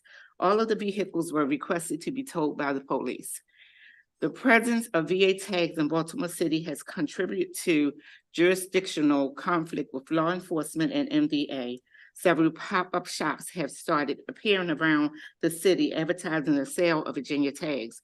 They require no emission testing, only liability insurance, and offer no way for MVA to track those who get into car accidents without insurance or commit crimes. By helping to keep track of these instances, the bill would assist in abating the frequency of such occurrences and put the revenue back into the state of Maryland. According to Eastern District Police Department, also located in the 45th District, there have been 197 stops involving Virginia tags. Of those 197 stops, 26 have been for registration insurance violations. Let me make this is very, very important. One, in January 2024, the MVA identified nearly 34,000 individuals with Maryland addresses with vehicles registered in the Commonwealth of Virginia. MVA issued correspondence that customers may be in violation of Maryland Law Transportation Article 13402 and would need to take immediate corrective action. While the Maryland Motor Vehicle Administration shall only register Maryland customers, the Commonwealth of Virginia permits non-residents to register their vehicles with Virginia Department of Motor Vehicle. With the exception of non-residents, Maryland law requires that new residents of Maryland must title their registered vehicles within 60 days. Examples of non-residents exceptions under statute include students, military members, temporary employees, and visitors. Thank you. I ask for a favorable vote on House Bill 332. All right. Good afternoon, Chair Corman, Vice Chair Boyce, and members of the committee. My name is Nina Thumlis, Director of Government Relations for Mayor Scott, here to testify in support of House Bill 332 on behalf of the Baltimore City Administration. I want to thank Delegate Addison for introducing this very important piece of legislation. As she noted, the bill would authorize the City of Baltimore to tow or impound vehicles that are not properly registered in the state of Maryland by residents who have lived in the state for more than 60 days. As the delegate outlined, existing law requires registration within 60 days of moving to the state of Maryland. And yet in January of this year, the MVA did send 34,000 notices to residents who have Maryland licenses, but out of state tags, specifically from the Commonwealth of Virginia. During the calendar year for 2023, the Baltimore City Department of Transportation Safety Division issued 34,555 parking citations to vehicles with out-of-state tags. Over 56% of those were from Virginia alone. There are additional about 4,000 tags on out-of-state vehicles as well that were vehicles that did not have any tags on their vehicle, but due to the VIN were able to be traced to those being out-of-state vehicles. So this piece of legislation would just allow for additional enforcement. The MVA does have an investigation process where if an individual submits a complaint to them that someone is living in Maryland and has not yet registered their vehicle in Maryland, they will go and investigate and notify that individual that they do have to transfer their registration for their vehicle to Maryland. So this would just complement an already existing process and allow for us to ensure that people who are driving on our roads in Maryland are following all existing laws. Our laws are in place and have been determined by the General Assembly to help us enforce safety on the roads, clean quality of air, as the delegate mentioned, the emissions issue with Virginia licensing specifically. So for those reasons, the city administration requests a favorable report for House Bill 332. I'm Captain Bill Shiflett. I'm an executive officer for the Northeast District of the Baltimore Police Department. I stand before you today in support of crucial legislation aimed at ensuring fairness and accountability on our roads.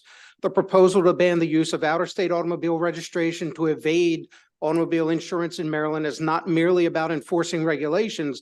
It's about upholding the responsibility of all automobile owners, ensuring the integrity of our system and accountability, and above all else, protecting the safety of all drivers. Let's consider the consequences of allowing this practice to persist. When individuals exploit out-of-state registrations to avoid paying for insurance, they're endangering everyone on the road, putting themselves at risk, and openly mocking the law-abiding people who comply with the rules and regulations of Maryland. As has been the case many times in Baltimore and throughout our state, motor vehicle crashes often turn innocent parties into victims that are victimized again by scofflaws that turn our well-intentioned laws requiring motor vehicle insurance into chaotic mockery. People that have been seriously injured and those that have suffered unimaginably as a result of people skirting Maryland's laws are often left with significant financial burdens, medical expenses, and emotional trauma, all because someone decided to game the system. And to add insult to injury, people involved in the practice of skirting our laws often flee from the scene of a motor vehicle crash, making the investigation of crashes that much more difficult on law enforcement. Moreover, this practice undermines the very foundation of our insurance system. Insurance works on the principle of shared risk and responsibility.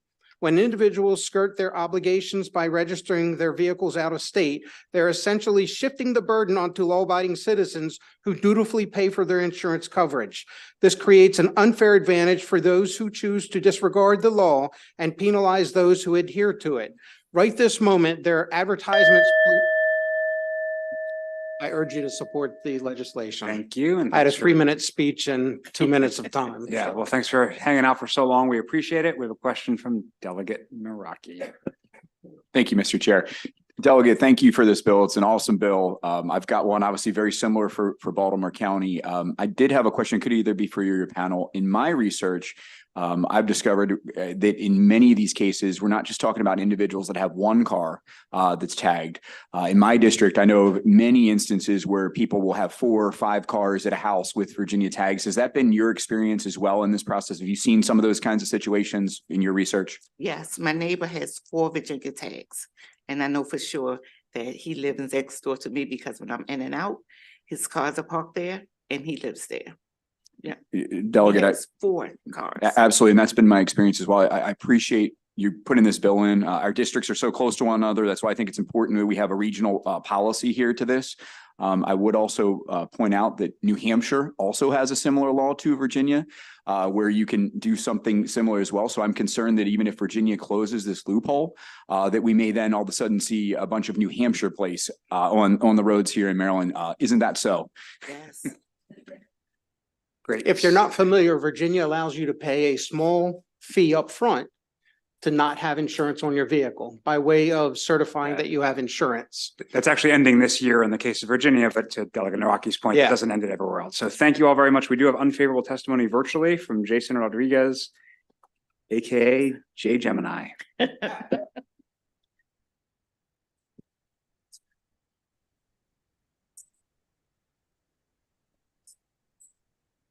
Can everyone hear me? We can, please go ahead.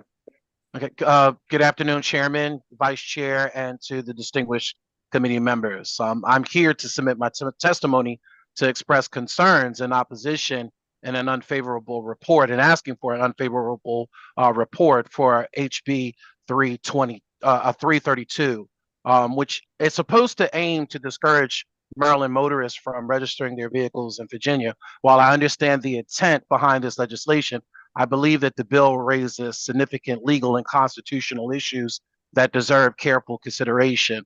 One, a possible violation of intercommerce laws, a violation of liberties and civil rights.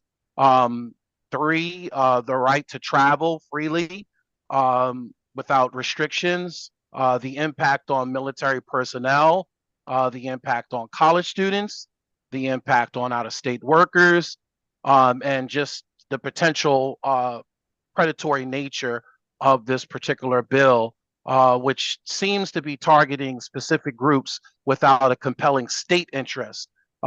This just raises concerns about the fairness and the equity of the law, potentially leading to claims of discriminatory enforcement. I've submitted a testimony that spells all this out. The delegation from Baltimore City is guilty of spreading misinformation. Virginia does require insurance, and if you don't have insurance, you can pay up to a $600 fine, an actual statutory fee for reinstating your vehicle, as well as a financial responsibility insurance certificate form that must be submitted for 3 years once that violation has been detected, and you may have to pay a reinstatement fee.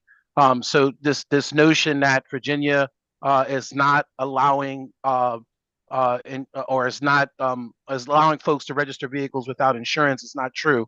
I happen to be someone who works as an engineer in multiple jurisdictions. My family has a home in North Carolina, has homes in South Richmond, in the Dearborn community. And then I also have family members that are here. I'm currently out of a divorce. And because I'm out of a divorce, I'm kind of transient between multiple families' home, especially when I travel on business in Richmond. I've been claiming my Richmond address. And what's been happening is it just seems like folks are spreading misinformation in reference to vehicles. And my vehicle was originally registered in the state of Maryland. But when I got divorced, I decided to use my family's home in Virginia to do so. But it seems like we're being just arbitrarily targeted, Virginia motorists. Thank you, sir, for your testimony. We appreciate you taking the time. I see no questions. So that concludes the bill hearing on HB 332. We will now turn to HB 906, Delegate Heinebaugh, Garrett County Sheriff County alteration.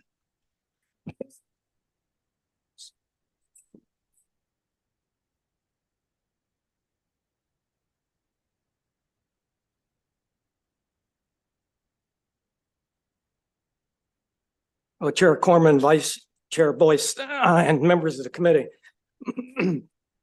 Thank you for the opportunity to present House Bill 906 for your consideration. For the record, my name is Jim Heinbaugh. I represent District 1A, which is Garrett and Allegheny counties. This is a local bill. I submitted this legislation at the request of the Garrett County Commissioners. It has no physical impact at the state level, so there's no cost to the state. The bill sets the Garrett County Sheriff's salary at 80% of the Garrett County State's Attorney's salary, which would be effective with the next term. The sheriff there currently gets about $85,000 a year, which makes him one of the lowest paid sheriffs in the state. This bill, if approved, would set his salary somewhere in the neighborhood of $128,000. I'm really pleased personally that the county commissioners requested this legislation, because I think it shows that they've recognized that given the breadth, the depth, and the complexity of the sheriff's job and his responsibilities, that he has to be better compensated. The sheriff, unlike some counties, the sheriff runs a 65-bed detention center. He's responsible for animal control, animal shelter, the 911 center, narcotics task force, and has, I think it's 42 uniformed deputies. So, and he's doing a great job. And obviously this won't be effective for him this time. But the other thing that makes me happy, I think this shows the county commissioners recognize this is an elected position, but it shows they recognize that if we want to get younger, high quality people to be interested in these offices, we've got to make it worthwhile by providing a family supporting wage. Otherwise, we're going to get a bunch of old retired people like me.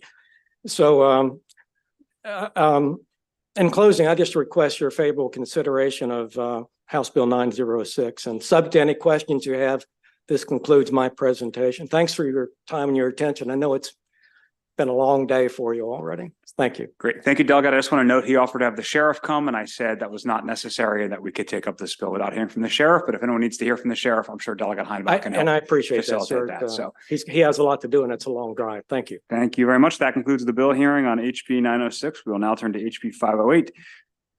Delegate Cardin, on behalf of Delegate Guyton, Baltimore County Speed Monitoring Systems Residential Districts.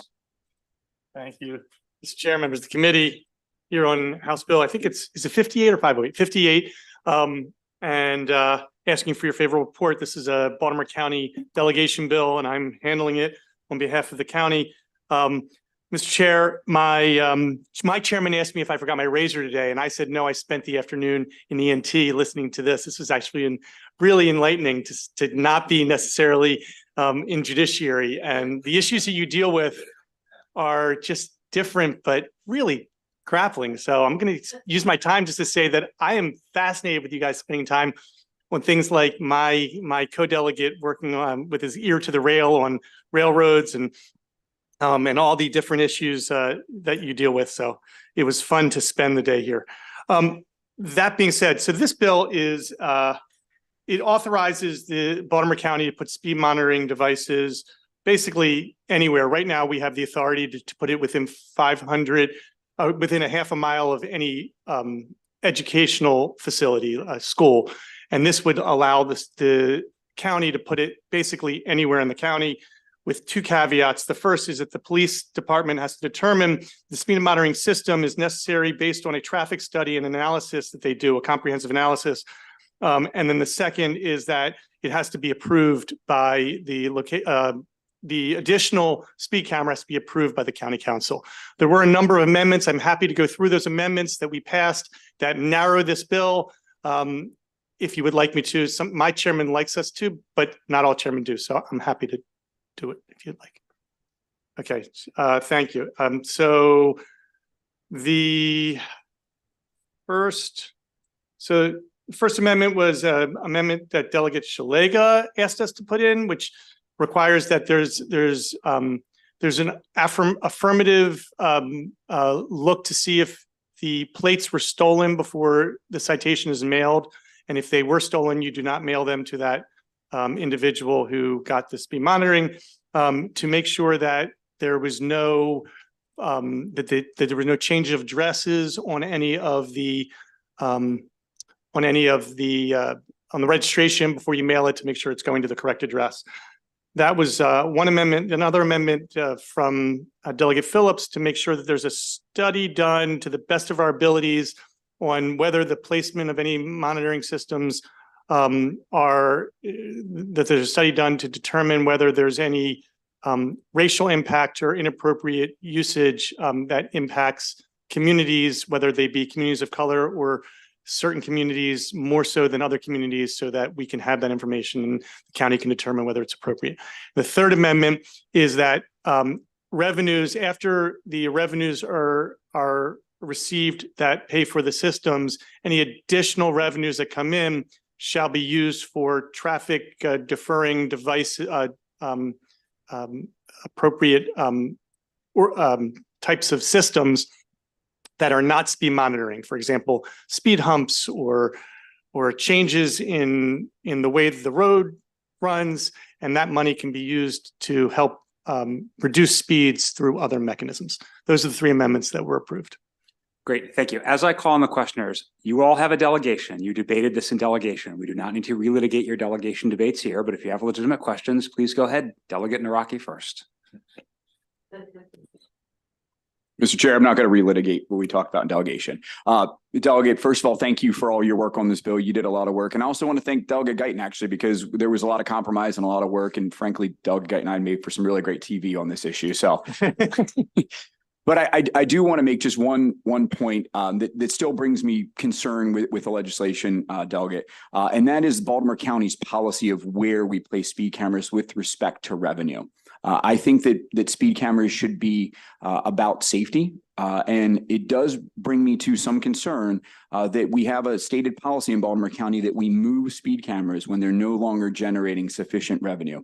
Frankly, I think if we are not generating revenue, that they're actually doing their job and that they're making the community more safe in those cases.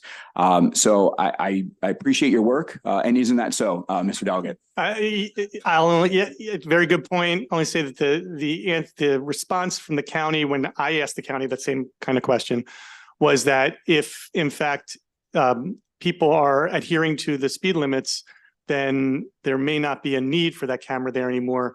And in order to make sure that this isn't about necessarily revenue, but about making sure we're slowing people down so we can move that camera there. And this legislation that the county does believe is appropriate would just allow them to increase the number. The fact of the matter is, as we already know, approximately 76% of the county is already within that school zone area, and therefore it's unlikely, or the statistics are against the odds that additional speed cameras are actually going to be put in those other areas outside of that. But yes. Delegate Healy. Thank you very much, Mr. Chairman. I'm not sure you're aware of this, Delegate, but we have the statewide law, but there are already 2 counties that have identical differences from that. Montgomery County was the original county that had speed cameras, and a couple of years ago, Prince George's County opted to mirror Montgomery County's law. So we're not creating multiple different things in every county of the state. We now have 2. We've always had 2. Now we've got 2 that one of them is a little larger than it used to be. But my question for you is, in Baltimore County, we have done things for individual roads where there have been really serious problems with speeding and accidents and deaths, but we have not done countywide except in those 2 ways. So my question to you is Baltimore County amenable to picking one of those 2 ways instead of coming up with a whole new scheme?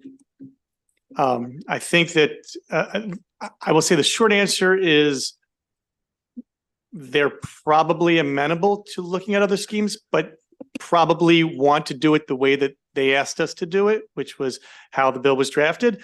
And they want to be able to do what they're doing now with their school system ones, which is have the police provide an analysis, a comprehensive analysis that it's appropriate to put it there. And once that happens, and this is working in Baltimore County, then it goes before the county council to say, we want an additional camera. we want to put it, and not necessarily the location where they're putting it, but we want to have an additional camera. And with the analysis that we're done, we want the authority to be able to put it in this location, that location, that location, or move it from this location, that location, that location. And they can only put it in locations when they get the approval through that analysis. And it seems to be working. Sponsor of the bill, Delegate Guyton. Much, Mr. Chair, and I appreciate you presenting it because one reason for that was that I was not in the subcommittee like you and Delegate Noraki. And so I was not privy to all of the many amendments and exactly how they work. So I appreciate you being here to help explain those things. I've got 3 questions for you real quick, just to clarify some things that might have been confusing because it's been a long day and your beard has been growing while you've been waiting. This is mid-morning for us in Judiciary. The first thing was that the bill as originally introduced, isn't it true that it actually did mirror the 3 other counties? Now there were 3 instead of 2. That and did exactly mirror those counties who had moved authority to the locals for this provision. Yes. And that all these amendments were actually added by the subcommittee, both in the Senate and in the House. This bill also matches the Senate version, correct? Yes. Yeah. And then the other question I have for you is, you said at the very beginning of your testimony that this allowed the county to place them anywhere in the county. Is that the case? Or is it just in residential areas under 35 miles per hour? I apologize. I think it's only actually for specific roads in residential areas, but anywhere in the county, those residential areas are. And yes, it is for roads of 35 miles an hour or less. Sure. And then finally, just you also testified that this would allow the county that this would allow the county to they wanted to pass it so that they could increase the number of cameras. Is that actually accurate? Did I say that? Something along those lines that they were in No, favor of. what I said was they want to have the flexibility to put them where it's appropriate to be able to Thank you save so lives. much thank you for clearing those. I apologize for that. And I think the first thing I said, Delegate, was that I forgot my razor, not that I did. Sorry. Perhaps this is why sponsors usually present their own bills, Delegate Guyton. Delegate Ruth, last question. Thank you, Mr. Chair. Just following up on Delegate Healy's question, isn't it so that these amendments were the result of weeks of hard-fought negotiations? Yes. Thank you. Great. That concludes the bill hearing on HB 58. Do we have anyone from Delegate Wyville or Delegate Valentine's office for HB 967? Does anybody care to present that bill for him? We're not passing a bill without a bill hearing. So this is for your Western Maryland colleagues' bill.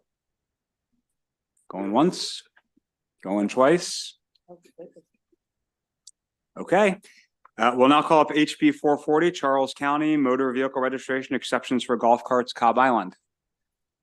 Please go ahead when you're ready. Yep, I got it. Good afternoon, Chair Corman, Vice Chair Boyce, and Environment and Transportation Committee members. My name is Ariel Moore, and I'm the Chief of Staff to Delegate Davis.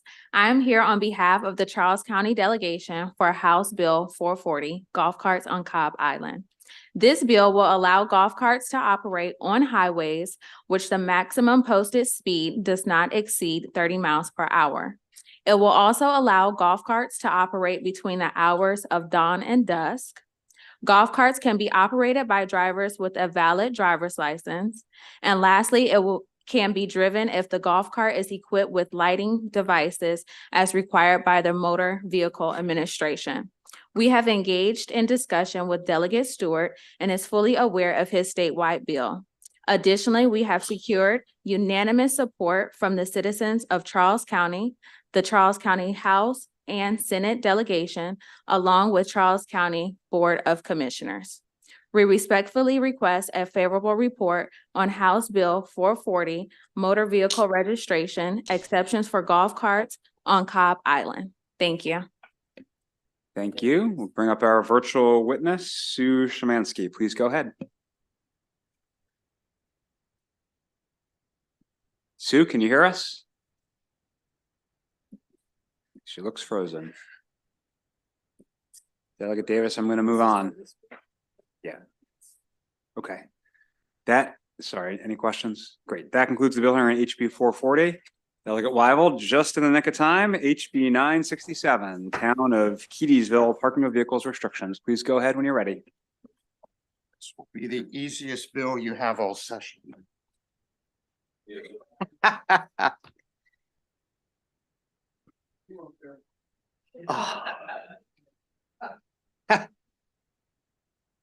Chair Corman, Vice Chair Boyce, esteemed members of Environment and Transportation, I'm Delegate Wyval, pleased to present House Bill 967 for the town of Keedysville, parking of vehicles restrictions.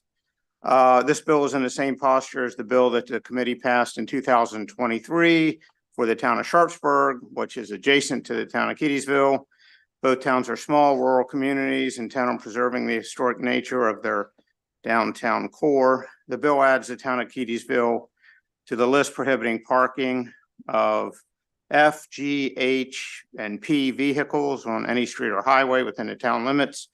Basically, these classifications include tractor trailers, school, and passenger buses. The parking of vehicles in these classes is allowed if it relates to the immediate use being made of the vehicle. The town does not operate its own police force, and the bill is necessary to allow for enforcement by county or state police departments. And I ask for a favorable report on House Bill 967.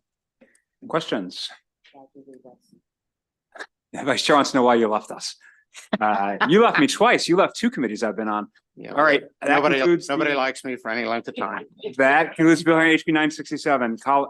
Delegate Silverde has a question. Delegate Silverde. Yep, Delegate Wywood, Delegate Silverde. Is it a valid question, Silver? They're all valid. There's no doubt that the bill has an horrendous sponsor problem. That being said, it's a very good bill, and I really salute you for presenting it to us. How was that? It has no fiscal no, so hopefully you can overlook the sponsoring. I didn't care about that. Okay, Thank you. colleagues, that concludes our bill hearings. Just a note, we are going to be voting at 5 p.m. So you have about a half hour, and then we're going to be voting at 5 p.m. So be back here at 4:59. All right, see you in a little bit. Thank you.